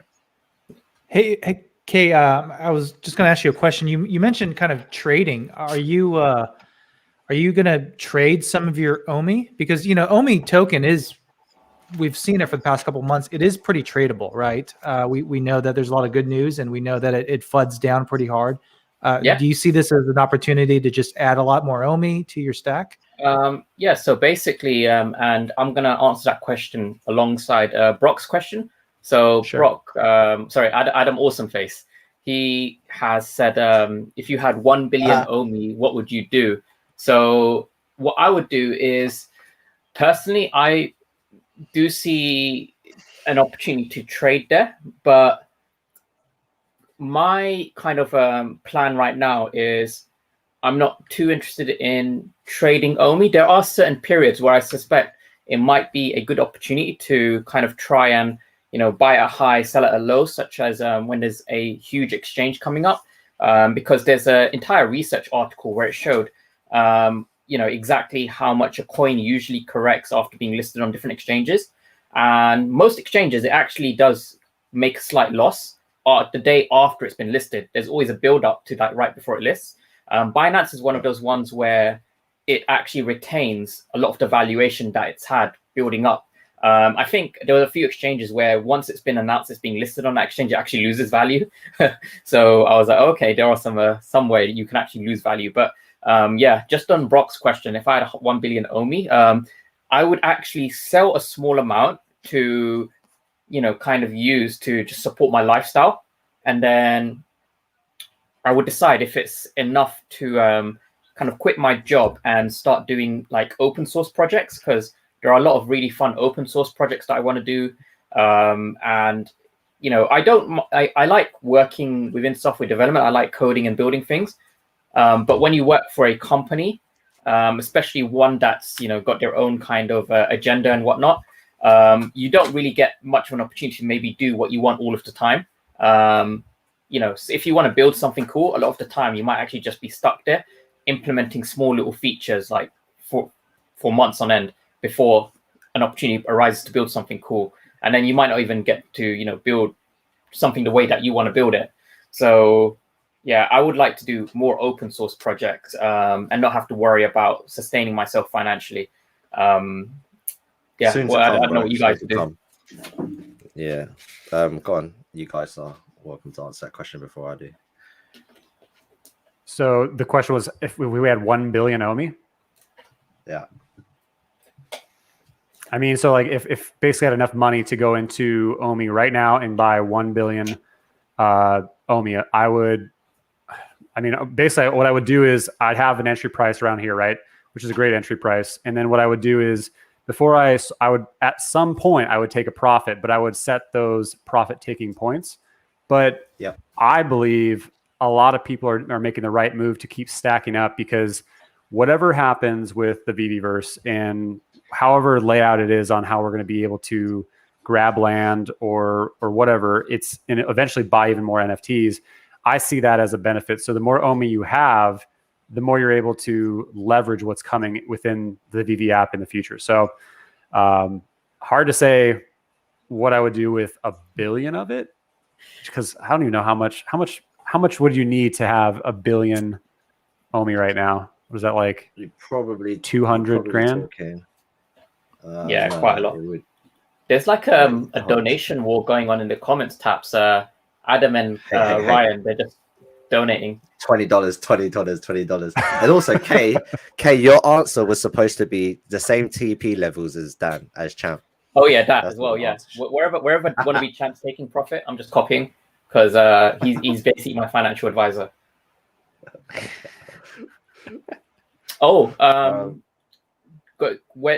think who was it? Did Daniel? You haven't answered the Brock question yet, have you? The 1 billion. What's the Brock question? What would you do with 1 billion OMI? Because that Goran guy, he's posted the question, so we can cover that after we've done this one. Okay. I think I would just let it ride, and every year take out about, my expenses are usually about like 60,000-70,000 a year. So just enough to kind of cover my expenses, and then just let the rest ride and just take that out every year. So you save on taxes quite a bit, with like long term, and then you can let it ride and see how much it grows over the next 5, 6, 7 years. I think it'd be great. Or even stake it, right? Like we know staking is coming eventually. About to say, staking will give you residual income. But then, to be fair, like on that note, if you had 1 billion token, technically you shouldn't really need money to live anyway. Or you would have had money set aside to live, because you shouldn't invest your food money, I don't think. Well, that's my the folks who got in like super early back in 2019, I mean, they got a really good price. A billion OMI wasn't a ton of money, so now they're sitting on pretty impressive amount. And I think you brought this up earlier, Kay, about like the token lock, and I don't think we discussed it, but people have known about the token lock, and my thoughts on it is, there's always FUD before the token lock for the for the advisors and the devs, but there's going to be more FUD around it when it comes up to that day. But we've already seen where the price was at, point or 1 cent, and we're at a fourth of it. Like, they're in this for the long haul, and so they're going to wait to take profit. In my opinion, they might take a minuscule amount just to live and do things, but they understand where this is going, and then they're building up something that's bigger than just them, right? Like, they're actually working with licensors in massive brands like Marvel. How is it going to look if their community completely turns on them, if they just, take this massive profit and destroy the token price? It's not going to be good for user growth and not good for the brands and licensors they're, representing. So I'm not fretting at all about any more unlocks, because I believe it's just going to be, another drop in the bucket and a great time for us to add more OMI. Oh, yeah. Adam just posted another thing. He's like, 100% OMI is a wild way to live, but I'm wild. OMI to NFT is the next 68K explosion. I don't know how many people know, but I'm also 100% OMI, just because my my belief is if you have like loads of different cryptocurrencies, you're not truly diversified. You're just still within that crypto space. If you want to be diversified, you should have different types of assets like crypto, NFT, properties, equity, bonds, whatever, cash. Because technically, you're right on that. I'll agree with you on the diversity. But in terms of diversify in crypto, that is also definitely a case as well. Because right now, the prime example was the XRP and OMI, right? You went 100% on OMI, and that costed you the XRP. So that should this is why I'm your homeboy. I got your back. Like, having the diversification, like being that chicken genius idea you say, that's fine. I don't have a problem with that. However, there definitely should be a level. It's like, when do you stop, right? Like, do you go to 20 million, then you go to 30 million, you go to 50 million? So when do you stop? So I would definitely like to say, like, you should definitely have a level that you should stop, and then start looking at investing in other projects, because OMI is great. Like, I agree, but it's not the only great project out there. You have to understand that. So anyway, go back to your rant or whatever you want to go that. So yeah, crack on. Well, we have a question from Goran. So he donated a few times. So let me just read the question. It's quite a long one. Okay, so this is the question he said. So he's like, I'm the guy trying to ask a question on the stream. This is the question. People using emulators, bots, a bunch of phones are still using them regardless of capture. Let me explain. You emulate 10 screens and you get maybe, 8 drops. And you have time to solve 6 captures within the 90 seconds. You could solve 8 if you're really fast with the captures. That is the first thing. Secondly, why would someone cheat when which will cause them to get banned in a short time, when they can get a secret rare or an ultra rare and immediately sell it to someone? I think what they mean is you could sell it off market, like straight away whilst the market is down, and take that money, and because it's off market, it will go straight to their bank account, or whatever, or crypto account, wherever it is that they're selling by. And by the time VeVe bans them, it doesn't matter, because they've already sold what is that they want to sell, and that money's been moved off the platform, and then they can just easily make a new account and do the same thing again. So he's saying they need to implement KYC, because people who get banned for doing this kind of grabbing ultra rares by using a bot and then getting banned and remaking a new account, they will just continue doing it, because they will just continue making new accounts. And then he starts talking about no gem transfer from or to accounts without KYC. He thinks, he basically doesn't want people to be able to transfer gems between accounts that haven't been KYC verified, because it makes it easier for people to sell on like a burner account and then send it to another account. And then he said, do you copy and paste this, bro? Because I'm lost already. So basically what he's trying to say, let me just finish reading this. So basically his whole question is, too many people, or he's basically described it as a lot of people are making accounts, buying collectibles on there, and then straight away selling it off market. And then it doesn't matter if that account gets banned, because they've already made the sale. They've already dumped whatever it was that was on that burner account, and then when that account gets banned, they just remake a new account. That's what he's saying. He's like, what's, you know, wait, hold up. So when they get banned for what though? So like banned for selling the NFT off the grey market. So for example, I have a Pikachu. I sell it to you on eBay, and then I don't send you the Pikachu, and then I've taken your money. Oh no, he's saying banned for acquiring the NFT through using a bot or, you know, some kind of malicious means. They're basically getting it through using a bot, for example, and then selling it off market. And then when that account gets banned, they just remake a new account. He's basically asking about that. But I mean, forgive me if I'm wrong here, but I thought this is what the two they're working on. Well, actually, wait, yeah, sorry, bro, I'm not with you. So the question is that, but aren't they working on the capture? Aren't they working on the bots? And aren't they working on this as an overall already? So what's the question? Yeah, so he said that what people can do is they can have like, you know, 10 screens, and the bot won't be able to solve the capture. But if you're sat there in front of the 10 screens, as a human, you could probably manually yourself solve, he said, probably 6 of them, and then the rest will probably, you know, not go through.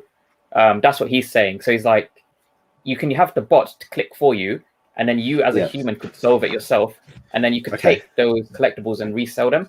And then when the accounts get banned, you can just remake new accounts. That's what he's asking about. So, well, bro, like straight away, technically, like I don't know if you're with me on this, but I think that's not a major problem, because at the end of the day, the bots, you have one person, you manage 10 bots.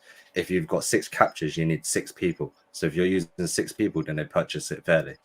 So no, he's saying you don't need 6 people. You can have one person do all 6 captures at the same time, because they give you 90 seconds to do it. Right. That's what he's saying. I get what you mean. Yeah. But even if so, right? Like, then here's my question to that as well, just so I'm understanding.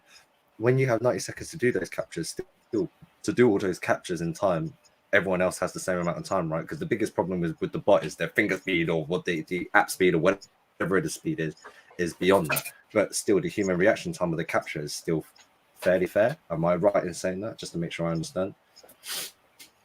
Was that still like a ban, or is that still faster? Because one person doing those captures is, I'm still up against a person. I'm not up against a bot, so that's a big difference. Yeah. I mean, do you get where I'm coming from? Yeah. Like I'm trying to kind of like understand his question and then convey it back to you guys. So I think what he's trying to say is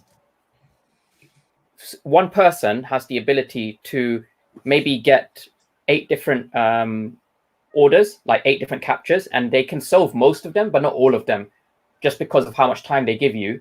So they don't have to successfully get all of them, just enough where, you know, it's more than one person should technically be getting. But, you know, just overall on that, I think the number of, you know, bots is not a huge problem, because from what I'm seeing now, I've seen a lot of kind of like, if you look at the profile, a lot of real users, for example, had the golden rabbit. I didn't see many kind of like brand new accounts with it. And again, a lot of the brand new accounts, they may just be genuine brand new accounts, not necessarily bots. So it's really, really hard to gauge just how much of an impact this actually has on, in terms of, you know, real people getting collectibles. I would say I've always said that majority of users are genuine, and I still believe that. So I don't think it's as big of a problem nowadays that it needs, you know, further looking into. But I just get to hear what you guys think. Yeah, I think the capture thing will help a lot. So one I'm trying to get my head around it as well, but one person doing 6 captures, even if he has 90 seconds to quit my point and my understanding is him doing that one capture means I still have my time to do that one capture too. Does that make sense? So what if he does 6, right? I could still do it 6 times in the same time he does 6 too. Whereas, yes, it might not be the right answer right now, or maybe it's fair, but it's still fairer than 100 bots buying them just like that without captures. Unless I'm wrong. And they started to implement the machine learning, right? So where a lot of us aren't even getting captures anymore. So if there are accounts that are kind of being dodgy and they're flagged and they still have to use captchas, like, yeah, they are still doing something that is giving them an advantage, but it's, you know, I don't know how you can catch everything all the time on that, but it's definitely slowed them down. Like, we're not going to get account or a bot or an emulator or something that's going to be able to get, 10, 20, 30, but maybe, they were able to sneak away and get 6, but they made it so much more difficult. And I think on these secret rare and these low mints, it's going to be difficult, but as more and more comes, like they're actually hearing us and implementing these things. But for the rest of us, those drops were crazy hard. I'm not sure if you guys were able to get a secret, the lucky rabbit or anything like that. But what's funny is I really wish I saw, shout out to VeVe Vault. Like he's really good about coming out with content around like little tips and tricks on like how to get the collectibles. And I didn't see his one about how to perfectly mash until after that secret rabbit. But I did use his technique to like hoping for the failed captchas on the Cthulhu drop. And I was able to get a Jade Cthulhu because someone messed up a captcha. Nice. Yeah. So is it Cthulhu or Cthulhu? I thought it was Cthulhu.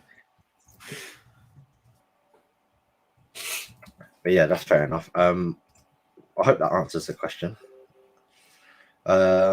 Also, I thought, Taps, you wrote these questions a little bit earlier, and I thought it'd be quite cool to kind of go over these because we didn't actually talk about earlier. Okay, is the two things. Number one, thoughts of the overall crypto market and Amazon.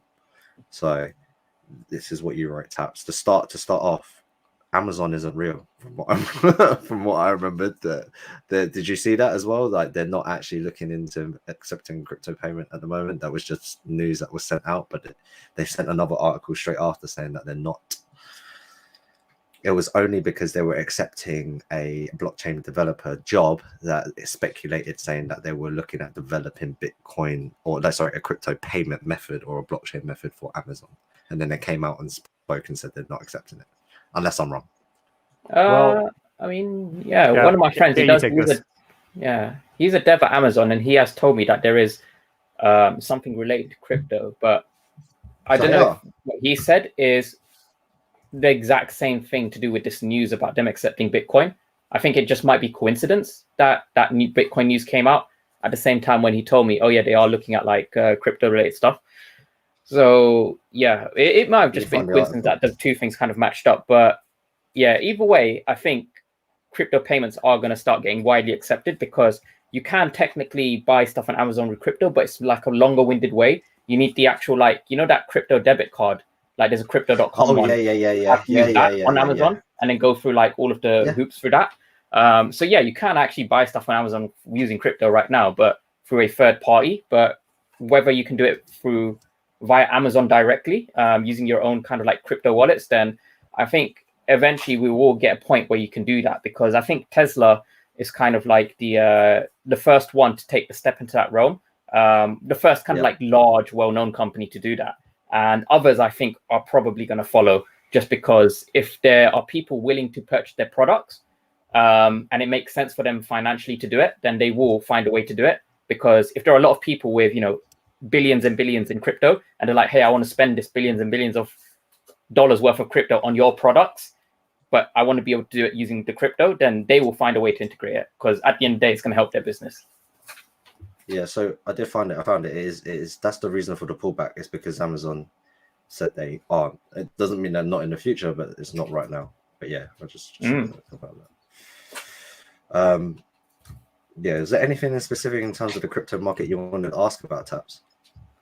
I mean, I just kind of overall, right? Like so the Amazon news was not the only reason why we actually just had a big price jump on Bitcoin, right? Like it was actually a squeeze and a lack of inventory of the total circulation, right? So like that's the big thing that it's talked about left and right? Like there's a whole side that's saying we're already in the bear market. And then there's a whole other side that's saying this is a bearish run within, our bull cycle. And then there's another side that says it's going to be a super cycle because it's more like the 2013 cycle than the 2017 cycle. So I just wanted to kind of, discuss that, because while some of you guys are 100% OMI, what's that? Sorry, can you share? I've never used Streamlabs, but can you share screen or anything like that? How can I? Let me try here. But I know some of you guys are completely, OMI, but either way, like if Bitcoin goes down OMI will also go down as similar alts do, right? So it's important to know like where we are in the cycle and where it's going to end up. And I always tell everyone, like, make sure you have an entry and exit strategy. I'm convinced that it's a bearish, like the most triumphant bearish run in the bull cycle. I don't know about a super cycle. I think we have a big catalyst coming up on August 10th of the first Bitcoin ETF that could be approved or denied. And then there's another one later in August. And I think that'll be a major catalyst to see which way we go up. But right now there's a lot of shakiness in the market. So I'm kind of curious, like, how do you guys feel? Like, are we in a super cycle? Are we going to be further in the bull cycle? Are we in a bear cycle? Thoughts? Let me see if I can pull this up. I'll go last. Yeah, I'll go last because I'll probably have the longest answer for this. So Daniel and Kay, you can go first while I send this to Taps. Yeah, you know, the stock to flow model is kind of starting to be questioned a little bit, and I think the longer we stay at these price levels, the more likely it is, you know, that the model is bunk. And I never liked when people said like, oh, a couple of years ago it was like this, so it has to follow that pattern. That's really, really flawed reasoning. I know it's easy to kind of compare the two and say, oh, because it happened back then, it'll definitely happen in the future. But really, that's not even logical because we're in a completely different time frame now. Like when you think about it, we have so much mainstream adoption of Bitcoin that we never saw in 2013 and even 2017, 18, things like that. So I think I like that Wall Street is involved in Bitcoin because I really do feel like it can fuel the next run. I'm more bearish on Bitcoin right now, but I think there's enough catalysts that can break this bearish kind of pattern that we've been seeing. And I actually called this as soon as Bitcoin dropped a couple months ago. I said in some videos that I believed we were in a bear market, and you know, I think the longer we stay here, the more likely that is to be the case. Just before I answer, so I think there have been like a lot of people who have been like kind of wondering why I've been talking about a lot of topics where it's kind of like comes across as FUD to the project. I just wanted to clarify that. So as a person, I'm a very empathetic person. Previously, I've worked in careers which require a lot of empathy. Like, you know, I was a scientific researcher, I was a teacher, I wanted to be a doctor, which, you know, requires a lot of kind of, I guess, understanding and looking at things from someone else's viewpoint. So the reason why I constantly share my thoughts on topics which people might think as, hey, you're fudding the project, is if we were to take that approach of someone, okay, so let's use the bot example where we just discussed this question about bots. If we use the exact same approach where we said, bots aren't a problem, stop asking this question, then that person is going to just constantly keep asking that question because they haven't actually had any kind of proper discourse around it. So I want to try and address it as much as I can, and because I understand why they've asked that question in the first place. They're just misinformed, and that question came from an area of misinformation. So I just want them to kind of understand that, and as much as possible, just comprehend why they may be misinformed, whilst showing them I understand why they've asked that question. So in the future, they just stop asking that question, and they can share what I've shared with them with other people who may also be kind of maybe misinformed or have the same viewpoint. And I think that's kind of like a very good approach to take, as opposed to saying it's not a problem, stop asking it. But yeah, on the point of the whole Bitcoin thing, or crypto market as a whole, I think crypto's here to stay. It's going to keep appreciating at a steady rate. I think right now, because it's a new technology, we've been seeing this kind of rapid growth. But I think what's going to happen is in the future, that growth is kind of going to plateau, and we're going to start to see very steady gains, not ridiculous, crazy gains. And then from that point, we're going to have the new kind of like big asset class. Because I think as we develop, as like, you know, as a race, we will have brand new asset classes. You know, I suspect, you know, people's DNA in itself could one day become an asset class. So yeah, we just have to kind of like ride this early wave of adoption until we get to that level where we start making steady gains, and then from there start to look at, okay, what's the new kind of asset that people are getting into, that a lot of people are describing as a scam, and just kind of repeat that process of, you know, how we went through the early days of crypto. You know what's kind of funny is, so I mean, I think that we're still in the cycle, or I strongly believe we are. But cycle, if like I'm in a bull cycle, but okay. if we did enter into a bear cycle, it would actually be a blessing in disguise. Like everything invested in has been, you know, quality, and me getting stuck in some of those investments for a longer period of time, so I don't have to pay capital gains, and just being able to stake for a higher percentage on a lot of them, where staking is probably going to only decrease over time on the percentage you're able to collect. So we're in a good spot, and like, you know, like what HelloKay just said, it's in a time where like it is a, you know, a nuanced market yet. Like we might as well take advantage of it. And yeah, so like in a weird way, like as a trader, I want the bull market to continue because I do have some plays that I swing trade.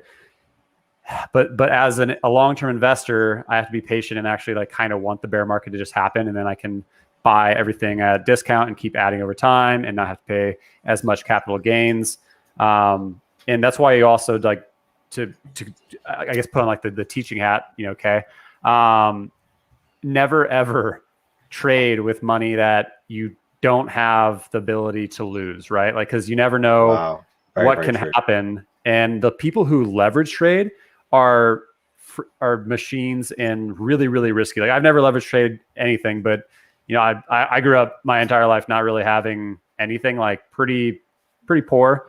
And so like where I am now, like I built that up, right? So like I'm going to make smart decisions and never play with money that I, like, you know, like let's say there's that, you know, I'm not a doomsday prepper, but let's say there's a what do they call the EMT or where they like basically like pulse the system and all of the lights go out, right? They're like, well, that's it for Bitcoin.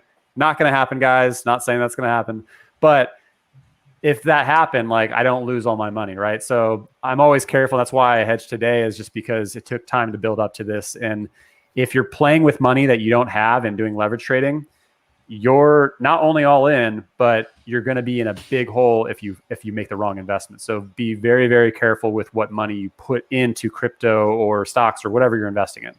Brick Squad raised a good point, because so Wannabe Champ and I, so he has like a trading group. He's set up his own business, the whole Wannabe Champ brand. So I'm in it. His FX partner broker, they work alongside a coin bureau, so that's why we've got the coin bureau shirts. And we know a lot of people who do actually trade with leverage, but they follow the same thing that Brick Squad just said. He's like, leverage trading is fine if you have proper risk management, unless you're trading like 50x. And I do know people who trade with leverage, but they've like conditioned themselves, they've disciplined themselves to have really, really good risk management. So for them, it's okay. They're not like going in blindly, just slamming all their cash, like, you know, on maximum leverage and just pretty much gambling. They know how to, like, you know, set their TP stop losses, manage their risk to reward ratios, all of that. Awesome. Well, I'm happy to start leverage trading. If I can use some Wannabe Champ's money, you can go ahead and I know how to trade, so just go ahead and front me. We are growing that. Group. Yeah, join the Wannabe Champ family. If you do want to actually jump into the family group, I can add you in. Just as a favor. Is your course does your course cost money? How does your business work, Champ? Yeah, so we've got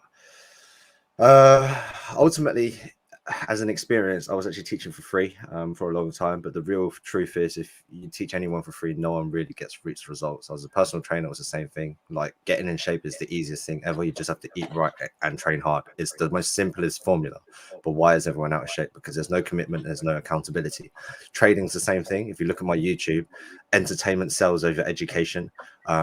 Like entertainment and fun and all of that sells way more than education, because I literally teach you how to make money, how you can change your life, and all that kind of snazzy jazz.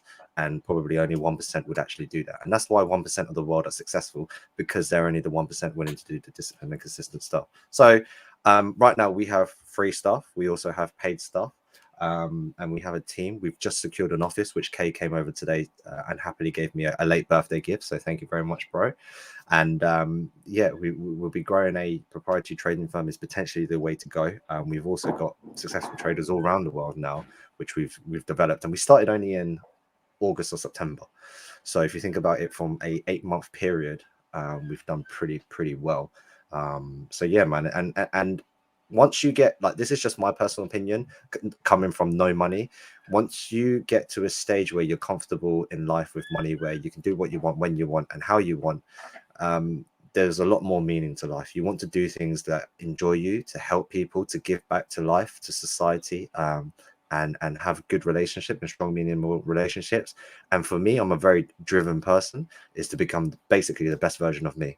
So anyway, that's the kind of like a little bit about the trading and like my thought process. But I kind of want to deter back. So leverage trading is fine. I leverage trade, and you know, we make a lot of money. So to go back onto the Bitcoin side of things, I want to touch on that. Can you share screen, Taps? Have you figured it out? Would it work? Let me see if I can, but I'm definitely ping me about your platform offline as well, because I'd love to check out a little bit more about it. Because you know, I know what I know, but at the same time, I'm always looking to learn more. And you actually said something that really hit home, which is like entertainment sells, and education is more valuable than entertainment, but it doesn't sell as fast or as much, right? Like if I do a video that has deep-seated education that I spent a lot of time on, but it isn't about something that's, you know, has a big community behind it, it's not going to do well. But the few people who got value out of it got a lot of value out of it. So like that really hit home. But let me see if I can. You want me to go trading view? On top, yeah. If you've got trading view, and another thing is ultimately, like, if you look at the YouTube, like the most detail, like Ray Dalio's video on breaking down the financial sector, and like I bet a lot of people don't even know where money comes from and how it actually started. It started from IOUs and gold, and then obviously the money is backed by gold, and then you have Federal Reserve just printing money. So when people say money isn't printed, that means you don't understand money, because money does come from trees. It's paper. Well, now it's plastic. And number two, if the Federal Reserve's out of money, they just print money. Simple. Oh, total inception. And Give me a second. That's cool. Where, you know, and money is just printed left, right, and center. So look at COVID. People ran out of money. What did they do? They just decided to print more money. So yeah, I kind of want to go through that. So I want you to get that figured chart out. If you've got trading view, wicked. Get up trading view, and then just get up Bitcoin and just put it on the weekly. Okay, moving around screens here. Give me a second. That's cool, because as soon as you get that up, that would, in my personal opinion, that should shut my opinion right in everyone's throat. We have a celebrity in our chat. We do? Who is that? We have Mr. Cavell Anderson himself. Oh, really? What's up, Cavell? How's it going? You know what? Defending When I his went to Dan's office today, I showed him the video of Cavell getting the secret rare rabbit, and I was like laughing. I was like, "Oh my god!" Remember when we were watching the Cavell Kripken drop, and he was like, "It's time to be great," but then his phone lagged. He dropped the same line. He's like, "Right, everyone, it's time to be great. No cap, no bullshit." And he got the secret rare rabbit, and I was like, "Oh my god!" Like I used it was like the universe rebalancing itself. It's like, yeah, let's just give it to Cavell. He used the VeVe vault technique, which I was like, dang it, I wish I knew that. So hey, mad props for getting that lucky rabbit. VeVe wanted him to be great that day. Get the liquidity from Bitstamp or BitMEX if you can. Just type XBT. Hold on. This is like super laggy. Sorry. That's cool, bro. Cavell, by the way, just to let you know, K is your #1 fan. Legit. He's always sharing Cavell wisdom. Oh, always. mate. XBT USD. Yeah, there should be a BitMEX one. Actually, I was just looking at his video. That last one that he did was great. He did a lot of research on whispering secret, or was it blockchain whispers and all that? Yeah, that was a great video. Yeah, Cavell, shout out to you for the detective work. I need to check that video out. I'm so behind on videos at the moment. Kay's my source of information, to be fair. That's cool. Let me go back to the thing. Can you guys still see my screen? Yeah. Just, do you know what? Try that one and just put it on the weekly for me. Oh, we are actually going to have a chat with Cavell along with other people as well. So Yes, this that's one coming. is kind of like just a sort of thing that we do between us four. But we're going to be expanding out and doing like one where, but we just need to figure out the logistics of how we're going to have so many people in a chat. We haven't figured that out yet. I think you can get like 8 or 9 people, can't you? Yeah, but then I've got to pick 9 unless I do 2 versions of it. Also, just get this done first. So top left on the 5-minute, you see where you've on next to XBT. You've got the up top left. Yeah, where it says XBT on the right hand side, it says 5M. Click on that. Mm-hmm. No, not that one. Up again. Up. Oh, got it. Yeah. 5M. Yeah, click on it, and then click on a weekly down at the bottom, 1 week. I do not use TradingView. That's cool. And then zoom in a little bit. You just have to scroll in a tiny bit on the screen, yeah, and then scroll in. There you go. Come out a tiny bit so we can see the whole data, and just so it fits nicely on the screen. OCD, cool, wicked. Okay, so let's just quickly whack onto this Bitcoin thing that I just want to. I don't know if it's a shutdown, but it's just my personal opinion, and this is why I wanted to go last, because I probably got the longest speech. But ultimately, at the end of the day, you talk about like this being a bearish, you're talking about whatever fucking cycle is going to be. But if we just zoom out and just look at price, let's not talk about any technical cock and balls analysis or anything that there is as an overall. The most accurate chart. The most accurate cock and balls, and then the spray up. That I actually loved that video. Kay's video was probably the best, the chicken eating one. Anyway, digressing. Let's just take the information for what it is. Okay. Now, Kathy actually says this is what we call a capitulation phase, and I actually quite like that word as a capitulation. And what that means is the accumulation of what it is. Now, if we go through in terms of an investment, we go through technical and fundamentals, because you have to use both. You don't use just one; you use both. In terms of fundamentals, we all now and we can all understand that we cannot argue that Bitcoin is here to stay. That is the true statement of what that bull cycle has done. Okay, let's agree on that. Number one. Number two.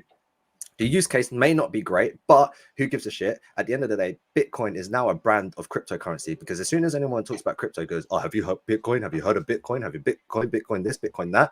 Even accepting payments, Bitcoin is now the number one leading one, even though Ethereum has a better use case, XRP has a better use case. XRP is so much cheaper to use as an overall, but obviously Bitcoin is still the staple. Why? Because the power of branding is the same thing, the power of branding. Okay, now that's that. So the comments and the things I've just said just now are just to tell you and to confirm that Bitcoin is here to stay. It's the value doesn't really change, the use case doesn't change. Just because the price changed doesn't mean its use or anything changes from there. Now, yes, we've had a bit of a pullback, and it's dropped what, like 20, 30, 50% from all-time high. Okay, but if we look at the overall chart, look at the price from where it is now, from where it was in 2017, 2018, and even 2019. Tell me how that is a bear market. If a bear market is where we're making consistent, a definition of a bear market is where we're making consistent lower lows and lower lows and lower highs. Now, with what we've got right now, I'm not saying we're in a bullish market. I'm not saying we're not in a bear market. But what I'm saying is what Kathy is saying. It's a capitulation phase, meaning we're undecided. We don't know which way we're going. So people telling you that it's a bearish market is because they want you to sell, or they believe that it's going to come lower, and that's what you call speculation. There's a fine line between speculation and the truth of what's happening with the market. Okay, so understanding right now is a capitulation phase, is because if you look, this is going to the technical analysis side of things. If you just look at that, if you can put your So if you go to the left-hand side tabs, you see there's a left-hand side, there is a toolbar. Yep. If you scroll up and then you go onto the trend, click on the arrow so you can open up more. And there should be a rectangle. Okay, not in that one. Pitchfork, go on the brush one. So the one below, and then arrow. Look for the rectangle for me. Should be from the brushes. Sorry, go left once more. Brush. Yeah, that one. Yeah, that one. And then rectangle. Yep. Click on that. And then highlight, you see where we're in right now, right at this moment. So just that, from price today at this moment. Yeah, if you just box this little section, do you see what I mean? From the top to the bottom. From the top of that bar to the bottom of the bar. Yeah, and then go left. Keep going left. Go all the way left. Left. Yep, and then stop. Get that all right there. So, yeah. So I'm just trying to paint a picture for you. Oh, come on, Tax, you can't draw. That's cool.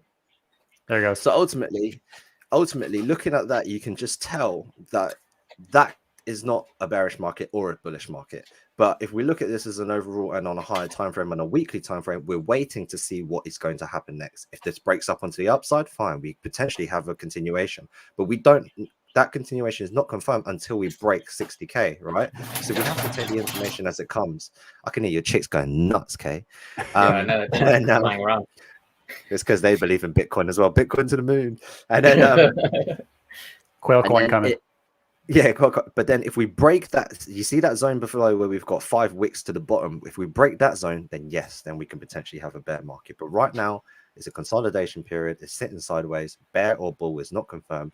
There's nothing to be said, and it's just to be sitting forward. And whatever whatever you think is going to happen is a speculation. So, as a trader, there's a book by I think Trading in the Zone by Mark Douglas. You need definitely, actually Warren Buffett.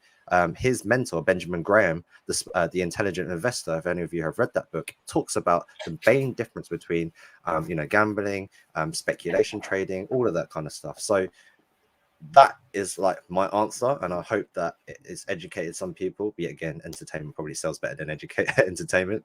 But and generally, the Bitcoin is not in a bear or a bull; it's sitting sideways. And we don't know if it's going to eat shit or make us millions. So we just got to wait, be patient, and see. What does your gut say? If you had to say one choice, is it bull or bear? But for me, it's still bull, because the picture right now obviously is look at the highs that we're making, look at the continuations that we're making. We're eating the reason, yet again, do a lot of people understand why we've dropped? We will drop because of the liquidation of people using leverage trading, right? Now, if we that is now finished, okay? But if we look at what's happening right now, institutions right now are investing into Bitcoin. You've got investment banks now selling them. In 2017 they said crypto's a scam, but now they're selling that scam to people, to wealthy people, to buy it as a backed investment or a longer thing to hold on to. So I feel like Elon is, we give him too much credibility. He has a lot of money, and obviously he's got a lot more money than all of us, but he doesn't not have enough to move $1 trillion market. He also has a lot of Dogecoin. Yeah, there's a lot of Doge, but Dogecoin is different, right? And also his tweet about him working with the Dogecoin has made me very wary of what a weirdo he is. But anyway, I think if we get Apple, PayPal, or something like that, or Amazon, like I said, to finally confirm that Bitcoin is not shit, have a continuation, break 70K, then boom, I'm happy. But either way, are you a stock to flow model acolyte? What do you mean by that? Do you believe in the stock to flow model? It's the stock to flow model. I do not. That is. I don't know. I mean, there's 6 different models, right? And stock to flow has been one of the most pretty accurate when it comes to how how the run actually matches up historically, right? From 2013, 2017. And I'm kind of on the fence about it, right? I do agree that several between the different years or the different cycles, it doesn't always matter. What do they always say? It doesn't always. It's not always identical, basically, but the history does rhyme. Oh yeah, history doesn't always repeat, but it does rhyme. There's a couple different trends that I'm looking at, and I think what's going to really end this cycle is going to be based on the grander scheme of the financial markets as a whole, right? We keep printing money, we keep doing more and more things that is just kind of burying the U.S. currency. And I think what's going to happen is it's all going to come to fruition near the end of the year, and I think that's going to bleed into crypto, as all the other markets are kind of how it's worked out. So I'm kind of a doomsday end of the year kind of person on everything financial, but the markets are kind of doing different things from what we've seen historically anyway. So I don't know if the stock to flow is even accurate representation now at this point. Yeah, and just reading on the stock to flow kind of thing. Yeah, I wouldn't say I'm that kind of person, but yet again, it's another tool to add to the arsenal, right?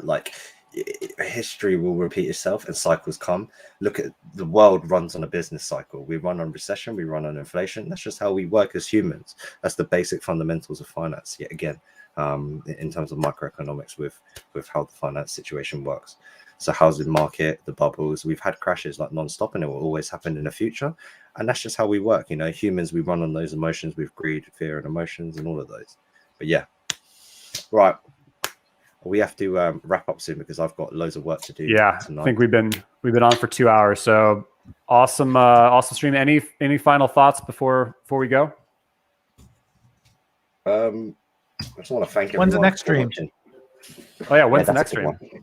That's going to be on K's. Yeah, when Golden Boy K.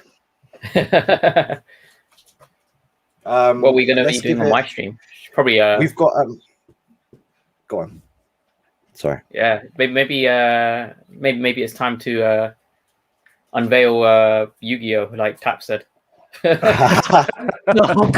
do it on my stream. Yeah, that would be I don't want to. That'd be like a 15 out of 10. But nah, no Yu-Gi-Oh! No big reveals on this stream. I think we all learned from, was that Daniel's, where he was like 12 out of 10 or whatever. Oh yeah. And people were like, hey, what's the announcement? Like, oh no, sarcasm doesn't type well. You're in the intro to my vlog again, Daniel. I used it again. Oh really? Yeah, it's the same one. Okay. I'm trolling you. Okay, I'll watch it, man. I'll see it. My editor. I love your intros, man. The Babal Sky is my favorite, I think. but you're I think you need to keep doing more of the content creators. I've never been more excited. I'm like, oh, hopefully this is the one where Daniel roasts me. Yeah. Yes. Well, Yeah. some of It's them, funny, isn't it? That's what you wait for. some of them, it's like, some of them I just don't watch that much, right? You know, there's other YouTubers out there. I don't know who they are. I don't really watch their content. So it's hard to make fun of them. And then you have to have an to make fun of someone. So sometimes it's hard. Like you Taps. I mean, I don't think I can make fun of you at all. You're just a really stand-up guy, you know? What are you talking about, man? Make fun of his hair. Yeah, you can do like the wig, like the Reese wig. Oh yeah. All right, guys. Well, we've been running for 2 hours, but I appreciate the time. This is our third episode, and looking forward to ending with Kay. And thanks everyone for hopping on the chat. Thanks for the donations. Thanks for the questions. I hope it was helpful, and make sure you check out HelloKay, WchampFX Trading, and Daniel Lee's channel. Subscribe to them, watch their content. Great stuff, and we'll see you guys on the next one. See you guys. Cheers, guys. Thank you, guys. See you guys. Kay, you smell?